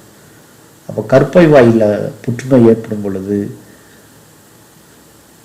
இது ஏற்பட முக்கியமான காரணிகள் என்ன அப்படின்னு பார்த்தீங்கன்னா 2 காரணி. ஒன்று பலருடன் பாலியல் தொடர்பு கொள்பவர்களுக்கு இந்த கருப்பை வாய் புற்றுநோய் வர்றதுக்கு அதாவது 100% வாய்ப்பு உள்ளது. அதுக்கப்புறம் நீண்ட நாட்களாக கருத்தடை மாத்திரைகள் பயன்படுத்துதல். இந்த தம்பதியர்கள் குழந்தை வேண்டாம் என்பதற்காக பல ஆண்டுகளாக மருத்துவரின் ஆலோசனை இன்றி பல ஆண்டுகளாக கருத்தடை மாத்திரைகளை உட்கொள்வார்கள். இதன் மூலமாகவும் கருப்பை வாய் புற்றுநோய் ஏற்படலாம். அப்ப இதுவும் ஒரு 2 மார்க் கொஸ்டின்ல கேட்பாங்க. கருப்பை வாய் புற்றுநோய் உருவாக்கும் காரணிகள் என்னன்னு கேட்டோம்னா, பலருடன் பாலியல் தொடர்பு கொள்ளுதல், கருத்தடை மாத்திரைகளை நீண்ட நாட்கள் பயன்படுத்துதல். அடுத்து கருப்பை வாய் புற்றுநோயை கண்டறியும் முறைகள். எப்படி கண்டுபிடிப்பாங்கன்னாக்க 2 டெஸ்ட் இருக்குது. ஒரு test HPV human papilloma virus ஆய்வு, அப்புறம் பாப் சிமியர் சோதனைன்னு சொல்லுவாங்க, அல்லது பாப் பூச்சி சோதனை. இது கருப்பை வாய் பகுதியிலிருந்து சில செல்களை எடுத்து அதில் உள்ள புற்றுநோயை கண்டறிதல். இந்த 2 முறைகளில் தான் கருப்பை வாய் புற்றுநோயானது கண்டறியப்படுகிறது. இந்த கருப்பை வாய் புற்றுநோயுடைய நிலைகளை கண்டறியும் ஆய்வுகள். தற்சமயம் கருப்பை வாய் புற்றுநோய் எந்த அளவு பாதிப்புக்கு உள்ளாய் இருக்குது என்பதை கண்டறிய x-ray, CT scan, MRI scan, PET scan போன்றவைகளை பயன்படுத்தி கருப்பை வாய் புற்றுநோயின் நிலைகளை கண்டறியலாம். தற்சமயத்தில் கருப்பை வாய் புற்றுநோய் குணப்படுத்தும் முறைகள். கருப்பை வாய் புற்றுநோயை எவ்வாறெல்லாம் குணப்படுத்துகிறார்கள் என்றால், கதிர்வீச்சு சிகிச்சை செய்யப்படுகிறது. இந்த கதிர்வீச்சு சிகிச்சையானது மற்ற புற்றுநோய்களுக்கு செய்வதை போன்று இந்த கருப்பை வாய் பகுதியில் கதிர்வீச்சு சிகிச்சை அளிக்கப்படுகிறது, அல்லது அறுவை சிகிச்சை செய்யப்படுகிறது. அந்த அபரிவிதமான வளர்ச்சி அடைந்த செல்களை அறுவை சிகிச்சை மூலமாக நீக்கப்படுகிறது. 1வதாக வேதி மருந்து சிகிச்சை. அப்போ ஹீமோதெராப்பி என்று அழைப்பார்கள். இதன் மூலமாக கருப்பை வாய் புற்றுநோயானது முழுமையாக குணப்படுத்தப்படுகிறது.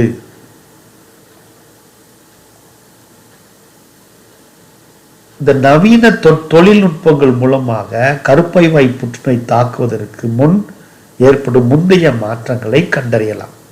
எனவே 30 வயதுக்கு மேற்பட்ட பெண்களுக்கு ஆண்டுக்கு ஒரு முறை இந்த பாப் ஸ்மியர் டெஸ்ட் சோதனை செய்து கொள்ள பரிந்துரைக்கப்படுகிறது. ஏன் நம்ம இந்த பாடத்தை வந்து ரொம்ப அதிகமாக நிறைய ஸ்லைடு மூலமாக நான் இது ஏன் சொல்லியிருக்கேனாக்க, பெண்கள் புற்றுநோய் என்றாலேயே இந்த கருப்பை வாய் புற்றுநோய் தான் மிக அதிகமாக பாதிப்படைகிறார்கள். மார்பக புற்றுநோயை விட கருப்பை வாய் புற்றுநோய் மிக அதிகமாக பாதிப்புக்குள்ளாகிறார்கள் பெண்கள். இப்போ இந்த கருப்பை வாய் புற்றுநோயை கூட தடுப்பூசி போடலாம்.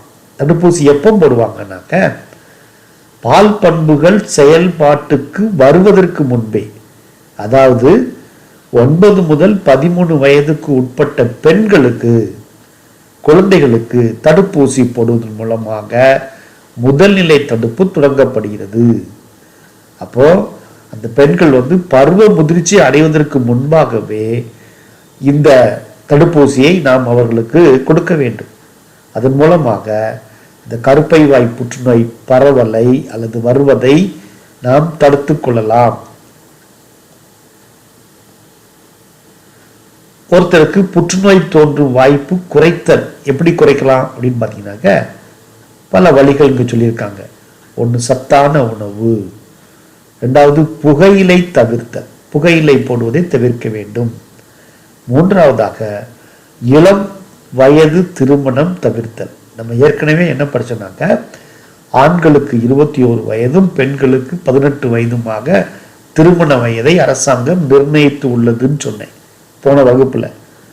தற்சமயம் அந்த பெண்களுக்கு வயது 18 வயதை 21ஆக உயர்த்தி மாநில அரசாங்கமும் மத்திய அரசாங்கமும் ஒரு சட்டத்தை இயற்ற உள்ளதாக நான் போன வகுப்புல சொன்னேன். அப்படி இளம் வயதில் திருமணத்தை தவிர்த்தோம் என்றாலேயே கருப்பை வாய் புற்றுநோய் வருவதிலிருந்து பெண்களை காப்பாற்றிக் கொள்ளலாம்.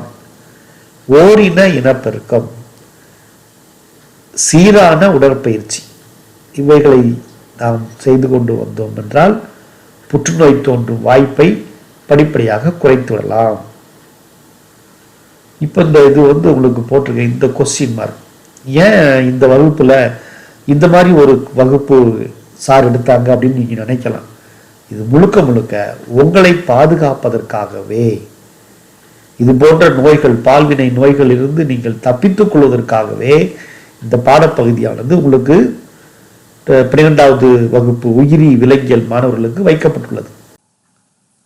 முதலில் மலட்டுத்தன்மை என்றால் என்ன? இது ஒரு 3 மதிப்பெண் கேள்வியில் கேட்கப்படும். தடையற்ற பாலிய இணை வாழ்விற்கு பிறகு கருவுற இயலாமை அல்லது குழந்தையை உருவாக்க இயலாமை மலட்டுத்தன்மை எனப்படும்.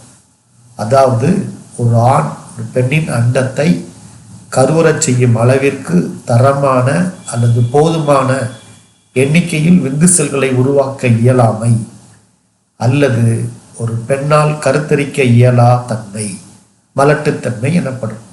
இந்த 2 விளக்கத்தையும் நீங்க எழுதியாகும். இது 3 மதிப்பெண் வினாக்கள்ல கேட்கப்படும். அடுத்து, மலட்டுத்தன்மை ஏற்பட சாத்தியமான காரணங்கள். இதுல பார்த்தீங்கன்னாக்க, முதலில் பிட்யூட்டரி சுரப்பியில் கட்டி, அது பெண்களுடைய பிட்யூட்டரி சுரப்பில கட்டி இருந்தா மலட்டுத்தன்மை ஏற்படலாம். இனப்பெருக்க உறுப்புகள்ல கட்டி ஏற்பட்டாலும் மலட்டுத்தன்மை ஏற்படலாம்.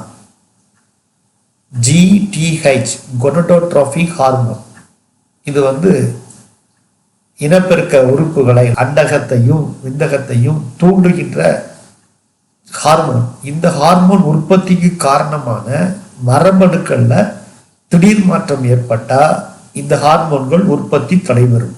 அதன் காரணமாக மலட்டுத்தன்மை ஏற்படலாம். கருப்பை அண்டநாளம் குன்றிய வளர்ச்சி, இது பெண்களுடைய கருப்பையும் அண்டநாளமும் சரிவர வளராத நிலை, இதன் காரணமாகவும் மலட்டுத்தன்மை ஏற்படலாம். இளம் வயதில் ஊட்டச்சத்து குறைபாடு, இளம் வயதில பெண்களுக்கும் சரி ஆண்களுக்கும் சரி ஊட்டச்சத்து உள்ள உணவு கிடைக்காம இருந்தாலும் மலட்டுத்தன்மை ஏற்படுவதற்கு வாய்ப்பு உள்ளது. மாதவிடாய் சுழற்சியில் ஏற்படும் பாதிப்பு, இந்த பாதிப்பு ஒழுங்காக கவனிக்கப்படவில்லை என்றால் இது மலட்டுத்தன்மையில் கொண்டு போய் விட்டுவிடும். அடுத்ததாக, உலோக நச்சு பொருட்களை உட்கொள்ளுதல். தொழிற்சாலை கழிவுகள் நேரடியாக ஆற்றில் விடுவிக்கப்படும் பொழுது அந்த கழிவு நீரை உட்கொள்வதன் காரணமாக காட்மியம் போன்ற உலோக நச்சு பொருட்கள் நமது உடலில் சேர்வதற்கு வாய்ப்பு உள்ளது. இதன் காரணமாகவும் மலட்டுத்தன்மை ஏற்படலாம். தீவிர மது பழக்கம் அதிகமாக உள்ளவர்களுக்கும் மலட்டுத்தன்மை ஏற்படலாம். புகையிலை பொருட்களை பயன்பாடு, போதைப் பொருட்கள் பயன்பாடு இவை இருந்தாலும் மலட்டுத்தன்மை ஏற்படலாம். இனசெல்கள் சுரப்பியில் பாதிப்பு, அது அண்ட சுரப்பியாக இருந்தாலும் சரி, விந்து சுரப்பியாக இருந்தாலும் அதில் பாதிப்பு ஏற்பட்டால் மலட்டுத்தன்மை ஏற்படும். அதிக வயது உள்ளவர்களுக்கும் மலட்டுத்தன்மை ஏற்படும். ஆக இந்த காரணங்களால் மலட்டுத்தன்மை ஏற்படுகிறது. பெண்களில் மலட்டுத்தன்மைக்கான பிற காரணங்கள் நம்ம ஏற்கனவே ஒரு 8 காரணங்கள் பார்த்தோம். வேற என்ன காரணங்களால் இது ஏற்படுதுன்னு பார்த்தீங்கன்னாக்க, இடுப்பு குழி வீக்க நோய், PID, கருப்பை நார் தசை கட்டிகள், கருப்பை உட்படல அலர்ஜி, கொழுப்பின் அளவு குறைதல், உணவு உண்பதில் ஏற்படும் மன கோளாறு, அண்டங்களில் குறை வளர்ச்சி, தன் வாழ்க்கை துணைவரின் விந்து செல்களுக்கு எதிராக எதிர்பொருள் உருவாக்கம். இந்த காரணங்களால் பெண்கள்ல மலட்டுத்தன்மை ஏற்படுகிறது.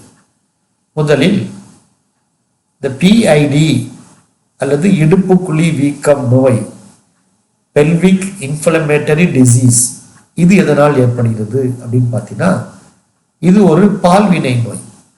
இந்த பால்வினை நோயை உண்டு பண்ணக்கூடிய நோய் கிருமி பாக்டீரியாவாகும். இந்த பாக்டீரியா பாதிப்பு அல்லது தொற்று ஏற்பட்டவுடன் பெண்களினுடைய ஃபெலோப்பியன் நாளம் அல்லது அண்ட நாளம் வீக்கமுற்று காணப்படும். இந்த அண்ட நாளமானது வீக்கமுற்று காணப்படும். இதன் காரணமாக அந்த PID நோய் உள்ள பெண்களுக்கு எக்டோபிக் பிரெக்னன்சி, அதாவது கருவானது இந்த அண்ட நாளத்திலேயே உருவாக்கப்படலாம். இதை சென்ற வகுப்பில் படித்தோம். மலட்டுத்தன்மை ஏற்படலாம் அல்லது கிரானிக் பெல்விக் பெயின், இடுப்பு பகுதியில் அதிகமான வலி ஏற்படலாம். இதுதான் இந்த இடுப்பு குழி வீக்க நோயுடைய பாதிப்புகள். இரண்டாவது, ஆண்களின் மலட்டுத்தன்மைக்கான பிற காரணங்கள்.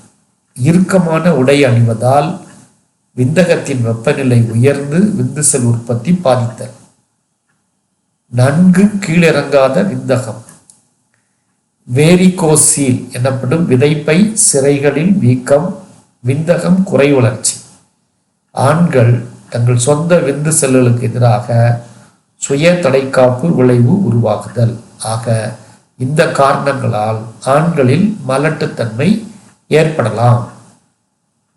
இதில் முதலில் பார்த்த இறுக்கமாக உடை அணிவது, இதனால் விந்தகத்தின் வெப்பநிலை உயர்ந்து விந்து செல்கள் உற்பத்தி பாதிப்படைதல். நம்ம ஏற்கனவே படிச்சிருக்கோம், விந்தகத்தின் வெப்பநிலையானது உடலின் வெப்பநிலையை விட 2 டிகிரி குறைந்தே காணப்படும். அதே போல கீழிறங்காத விந்தகம், வேரிகோசீல் எனப்படும் விதைப்பை சிரைகளின் வீக்கம், இதுக்கு ஒரு படம் போட்டிருக்கேன். இதன் காரணமாக ஆண்களுக்கு மலட்டுத்தன்மை ஏற்படுகிறது. சில பெண்களின் பார்த்தோம்னா பிறவிலேயே அவளுக்கு என்ன ஆகுனாக்க கருப்பை இருக்காது. அந்த கருப்பை கருவிலேயே உருவாயிருக்காது. இப்படி கருப்பை இல்லாத நிலையை மேயர் ரோஹி டான்ஸ்கி நோய் குறைபாடு என்று அழைக்கணும். இப்போ அந்த படத்தை பார்த்தீங்கன்னாங்க, இது அந்த கருப்பை இல்லாத பெண்ணுடைய கருப்பையை எடுத்த ஒரு ஃபோட்டோ. இதில் பார்த்தீங்கன்னாக்கா கருப்பை இந்த இடத்துல இருக்கும், அந்த கருப்பை இங்கே இல்லை. இப்போ கருப்பை இல்லாத நிலையை தான் மேயர் ரோஹி டான்ஸ்கி நோயின் குறைபாடு என்று அழைக்கணும். இது ஒரு 3 மதிப்பெண் வினாக்களில் கேட்கப்படும். 3.8 இனப்பெருக்க துணை தொழில்நுட்பங்கள். இது எதனால் அந்த தொழில்நுட்பம் உருவாக்கப்பட்டது அப்படின்னு பார்த்தீங்கன்னாக்கா, இன செல்கள் அல்லது கருமுட்டைகளை உடலுக்கு வெளியில் கையாண்டு கற்பமடைய செய்யும் செயல்முறை தொகுப்பு இனப்பெருக்க தொழில்நுட்பங்கள் எனப்படும். இயற்கையிலேயே கருவுற இயலாத நிலையில் உள்ள தம்பதிகளுக்கு இந்த இனப்பெருக்க துணை தொழில்நுட்பமானது பயன்படுகிறது. அதில் முதலில் இனப்பெருக்க துணை தொழில்நுட்பங்கள் 10 கூறுகளாக பிரிக்கப்படுகிறது. அதில் முதலில் என்னவென்றால் கருப்பையினுள் விந்தணுக்களை செலுத்துதல், IUI. இரண்டாவதாக உடல் வெளி கருவுறுதல், IVF. மூன்றாவதாக கருமுட்டையை அண்ட நாளத்தினுள் செலுத்துதல் ZIFT. இன செல்களை அண்ட நாளத்தினுள் செலுத்துதல் GIFT. கரு இடமாற்றம் ET. அண்ட செல் சைட்டோபிளாசத்தினுள் விந்து செல்களை செலுத்துதல்.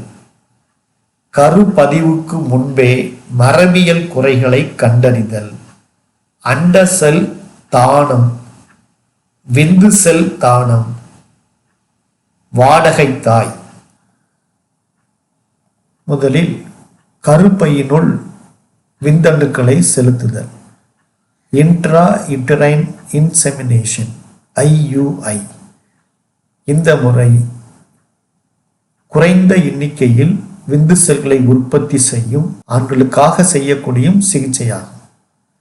இதில் விந்தணுக்கள் சேகரிக்கப்பட்டு விந்தணுக்களானது நேரடியாக கருப்பைக்குள் செலுத்துதல். இந்த முறையின் பெயர்தான் கருப்பையினுள் விந்தணுக்களை செலுத்துதல் அல்லது இன்ட்ரா யூட்டரைன் இன்செமினேஷன். அது எப்படிப்பட்ட ஆண்களுக்கு இந்த மாதிரி ஒரு முறையை செய்கிறார்கள் என்றால், அவர்களின் விந்து திரவத்தில் அளவு 39 to 929 மில்லியன் விந்தணுக்கள் இருக்க வேண்டும், அல்லது 1.5 to 7.6 ml விந்து திரவம் இருக்க வேண்டும்.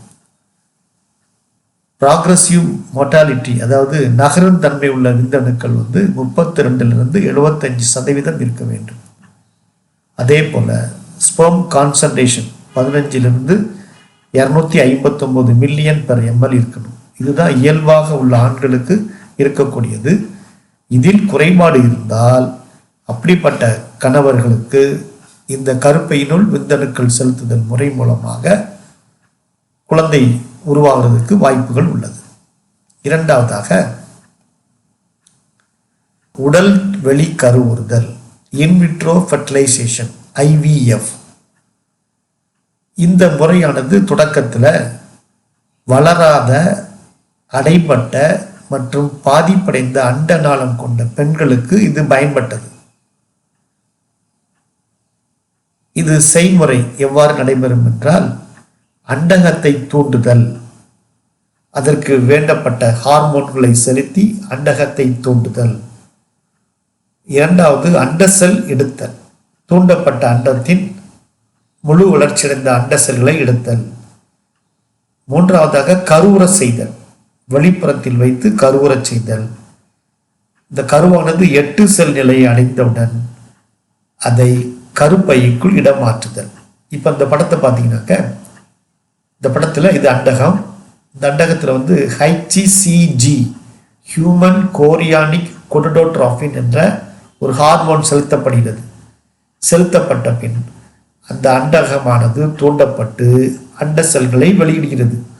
இந்த வெளியிடுகிற அண்டத்தை சேகரித்து அவற்றை தகுந்த சூழ்நிலையில் பாதுகாக்கின்றனர். அதே போன்று ஆண்களின் விந்து செல்களையும் தகுந்த சூழ்நிலையில் பாதுகாக்கப்படுகிறது. இந்த விந்து செல்களும் அண்ட செல்களும் ஒரு தனியாக ஒரு கண்ணாடி தட்டில் வைத்து கருவுற செய்யப்படுகிறது. கருவுறுதல் ஏற்பட்ட பின்னர் அந்த கருமுட்டையானது 8 செல் நிலை அடைந்தவுடன் கருப்பைக்குள் செலுத்தப்படுகிறது. இந்த விந்து செல்களின் எண்ணிக்கை குறைந்தது 10,000 1,00,000 வரை இருக்க வேண்டும். அப்படி இருந்தால்தான் இந்த இன்விட்ரோ ஃபெர்டிலைசேஷன் ஒழுங்காக நடைபெறும். அப்பொழுது கருமுட்டையானது 8 செல் நிலை அடைந்தவுடன் இது நேரடியாக கருப்பை சுவரில் பதிக்க வைக்கப்படுகிறது. மூன்றாவது முறை கருமுட்டையை அண்ட நாளத்தினுள் செலுத்துதல் ZIFT. இந்த டெக்னிக்ல என்ன செய்வாங்கன்னாக்க, இந்த அண்டகத்தை குறிப்பிட்ட ஹார்மோன்கள் மூலமாக தூண்டி அண்ட செல்கள் பெறப்படுகிறது. அதே போல விந்து செல்களையும் பெற்று இந்த பெர்டி டிஷ்ஷில் வைத்து கருவுறுதல் ஏற்படுகிறது. கருவுறுதல் ஏற்பட்டவுடன் இந்த கருவுற்ற முட்டைகளை அல்லது சைகோட்டை நேரடியாக தாயினுடைய ஃபெலோப்பியன் குழல் அல்லது அண்ட நாளத்திற்குள் செலுத்துதல். இந்த முறைக்கு சைகோட் இன்ட்ரா ஃபெலோப்பியன் டிரான்ஸ்ஃபர் முறை என்று அழைக்கப்படுகிறது. மூன்றாவதாக கருப்பை உள் இடமாற்றம், இன்ட்ரா யூட்ரைன் டிரான்ஸ்ஃபர். இந்த இன்ட்ரா யூட்ரைன் டிரான்ஸ்ஃபர் என்னன்னாக்க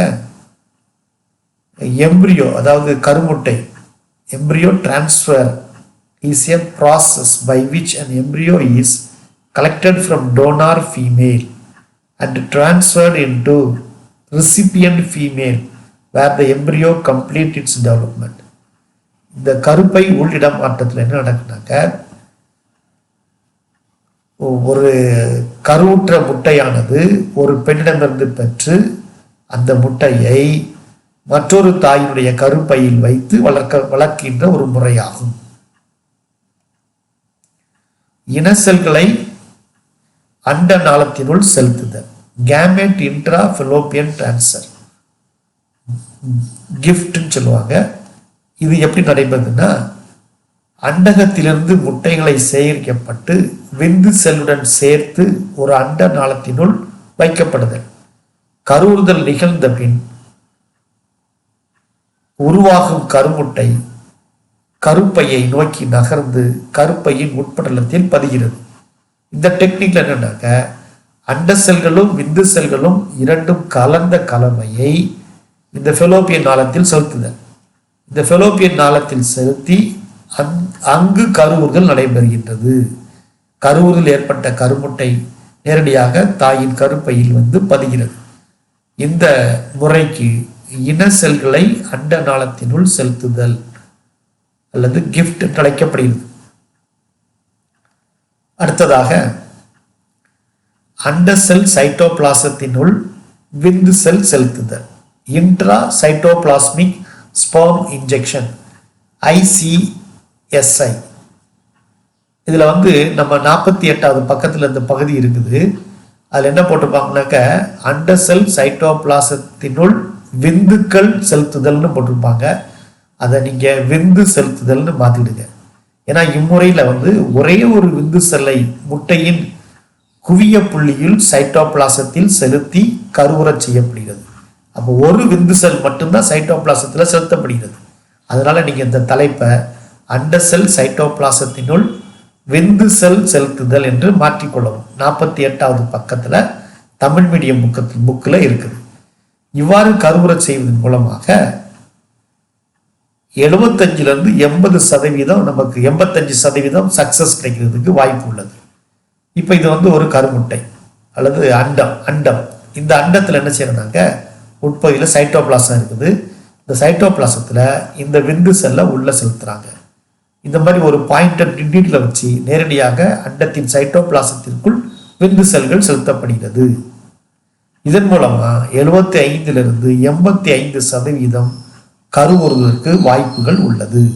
இந்த டெக்னிக் பேர் இன்ட்ரா சைட்டோபிளாஸ்மிக் ஸ்பெர்ம் இன்ஜெக்ஷன் அல்லது ICSI, தமிழ்ல அண்ட செல் சைட்டோபிளாசத்தினுள் விந்து செல் செலுத்துதல் என்று அழைக்கப்படுகிறது. உடல் வெளி கருவுதலுக்கும் அண்ட சைட்டோபிளாசத்தினுள் விந்து செல்களை செலுத்துதல், அதாவது IVFக்கும் ICSIக்கும் உள்ள வேறுபாடை ஒரு 3 மதிப்பெண்கள்ல கேட்கலாம்.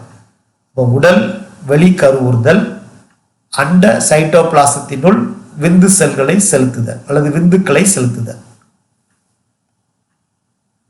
இதுல உடல் வெளி கருவுறுதல், அண்ட செல்கள் மற்றும் விந்து செல்கள் கருவுறுதல் நிகழ்வு கண்ணாடி தட்டில் நடைபெறுகிறது.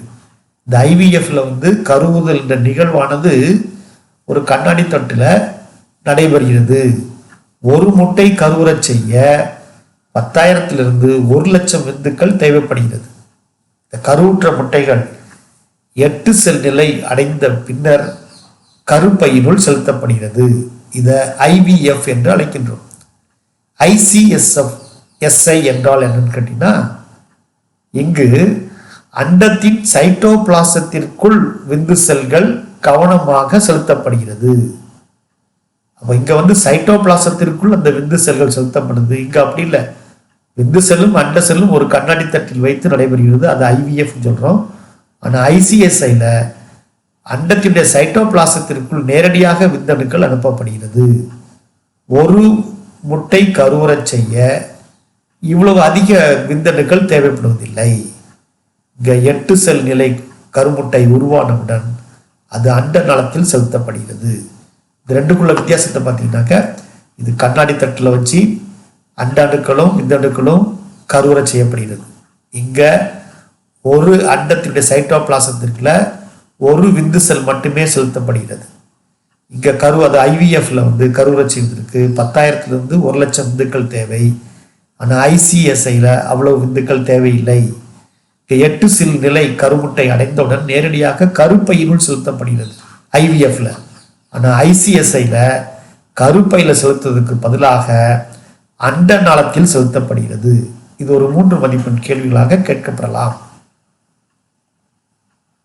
அடுத்து பார்த்தீங்கன்னாக்க வாடகை தாய். இந்த தம்பதியர்களுக்கு உள்ள கருப்பையானது போதுமான அளவு வளர்ச்சி அடையாமலோ அல்லது வேறு ஏதாவது கோளாறுகளுக்காகவோ இவர்கள் இயல்பாக கருத்தரிக்க முடியாத நிலையில் உள்ள தம்பதிகள். ஆனால் இவருடைய விந்து செல்லையும் அண்ட செல்லையும் கருவுறச் செய்து அந்த கருவை மற்றொரு பெண்ணின் கருப்பையில் செலுத்தி முழு வளர்ச்சி அடையும் வரை அந்த வாடகை தாயானது குழந்தை பெற்றவுடன் குழந்தையை உரிய பெற்றோரிடம் ஒப்படைத்து விட்டு செல்வார். இதுதான் வாடகை தாய் என்று அழைக்கப்படுகிறது. ஆண்களின் மலட்டுத்தன்மை. இந்த ஆண்கள் மலட்டுத்தன்மை என்பது ஏ ஜூஸ்பெர்மியா என்று அழைக்கப்படுகிறது. இது எப்படி ஏற்படும்னா, விந்து செல்கள் இல்லாத விந்து திரவம் குறைந்தபட்சம் 2 முறை வெளிப்பட்டால் இந்த நிலை ஏற்படுகிறது. விந்தகத்திலிருந்து விந்து சேகரித்தல், டெஸ்டிகுலார் ஸ்பெர்ம் எக்ஸ்ட்ராக்ஷன். இப்போ மேற்கண்ட செயல்பாடுகளில் விந்துக்கள் சேகரிக்கப்பட்டது. அது எவ்வாறு சேகரிக்கப்படுகிறது என்பதை இப்பொழுது பார்க்கலாம்.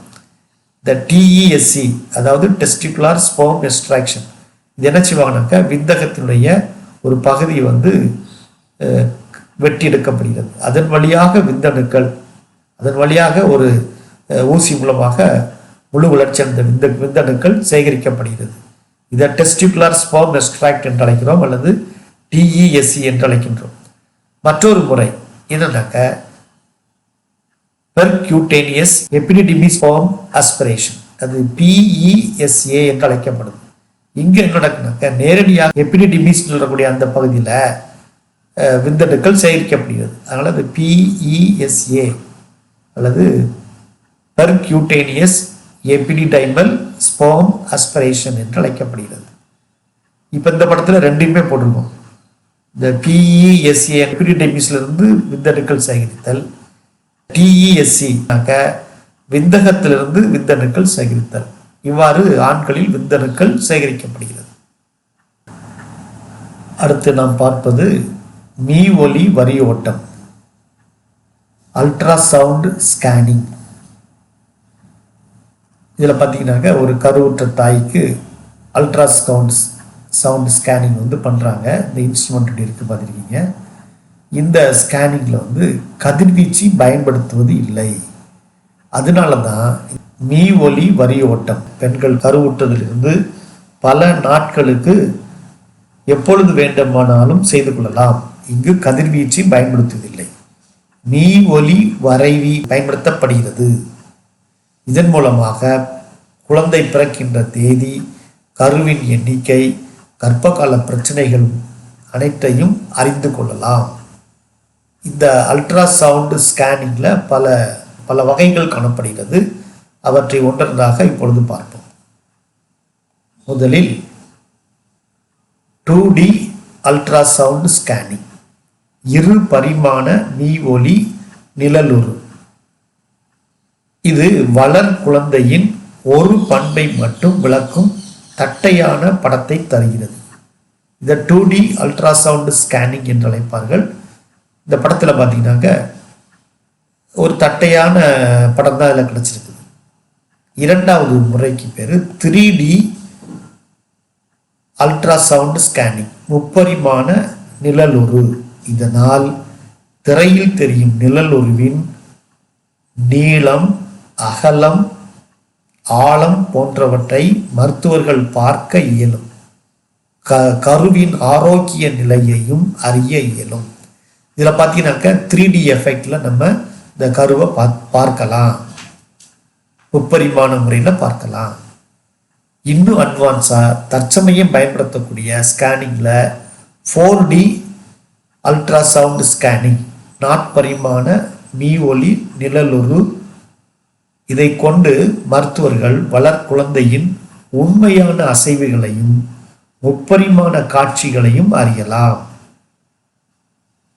தாயின் கருப்பையில் உள்ள குழந்தையினுடைய முழு உருவத்தையும் அசைவுகளையும் மிக தெளிவாக இந்த 4D அல்ட்ராசவுண்ட் ஸ்கேனிங் மூலமா அறிந்து கொள்ளலாம்.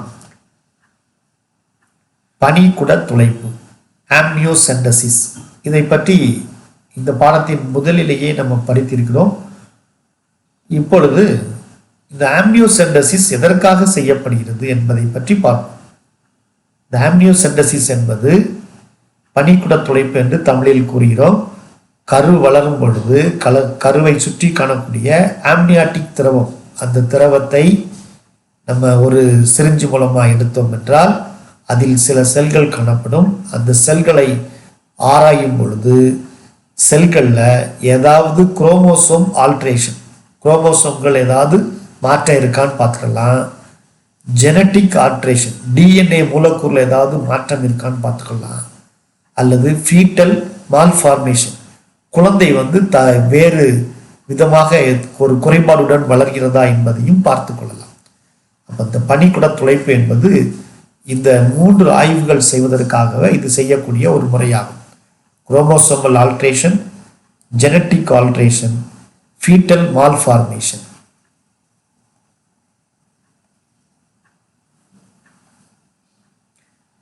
கோரியான் நுண்ணீட்சி மாதிரி ஆய்வு. இந்த கோரியான் நுண்ணீட்சி மாதிரி ஆய்வு என்றால் என்ன அப்படின்னு பார்த்தீங்கன்னாக்க, குழந்தை பிறக்கும் முன்பு தாய்சை இணைப்பு திசுவின் சிறு பகுதியை ஆய்வு செய்து குரோமோசோம் பிறழ்ச்சி ஏதாவது இருந்தால் அறியலாம். நம்ம இந்த ஆம்னியாட்டிக் ஃப்ளூயிட் எடுத்து பார்த்தது போலவே இந்த குழந்தையுடைய தாய்சை திசுவை சிறு பகுதியை எடுத்து அதை ஆய்வு செய்தோம் என்றாலும் இதே போன்ற குரோமோசோம் பிறழ்ச்சியை கண்டறியலாம். அது குறிப்பாக டவுன் சிண்ட்ரோம், சிஸ்டிக் ஃபைப்ரோசிஸ் போன்ற குறைபாடுகள் இருக்கா என்பதை கண்டுகொள்ளலாம். கரு கண்காணிப்பு கருவி. இதில் பார்த்தீங்கன்னாக்க ஒரு கருவுற்ற பெண்ணின் வயிற்றுல டாக்டர் இந்த ஒரு இன்ஸ்ட்ருமெண்ட்டை வச்சு கேட்குறாங்க. இதில் பார்த்தீங்கன்னா எதற்காக இந்த கருவி பயன்படுகிறது என்றால், வளர் கருவின் இதய துடிப்பு வீதம், கர்ப்ப கால இறுதியில் நடைபெறும் செயல்கள் மற்றும் பிரசவ வலி போன்றவற்றை கண்டறியலாம். மேலும் கருவின் இயல்புக்கு மாறான இதய துடிப்பு வீதம், ஆக்சிஜன் பற்றாக்குறை அல்லது பிற பிரச்சனைகளையும் இக்கருவி காட்டுகிறது. பொதுவாக குழந்தையினுடைய, அதாவது கருவில் வளர இருக்கக்கூடிய குழந்தையின் இதய துடிப்பானது 120 முதல் 160 முறை ஒரு வினாடிக்கு துடிப்பு ஏற்பட்டு கொண்டிருக்கும். இறுதியாக மற்றொரு கருவி, டாப்ளர் கருவி என்று அழைப்பார்கள். இது கையடக்கமான கண்காணிப்பு கருவியாகும். இது வளர் கருவின் இதய துடிப்பு வீதம் மகப்பேற்றின் போது பயன்படுகிறது. இந்த கருவி மிக கையடக்கமானது. அன்பார்ந்த மாணவர்களே, நாம் இதோடு இந்த 3வது பாடமானது முடிவடைகிறது. அதிலும் முதல் யூனிட் ஆனது முடிவடைகிறது. நான் நடத்திய பாடங்கள் அனைத்தையும் நன்றாக படிக்கும்படி அன்புடன் கேட்டுக்கொள்கிறேன்.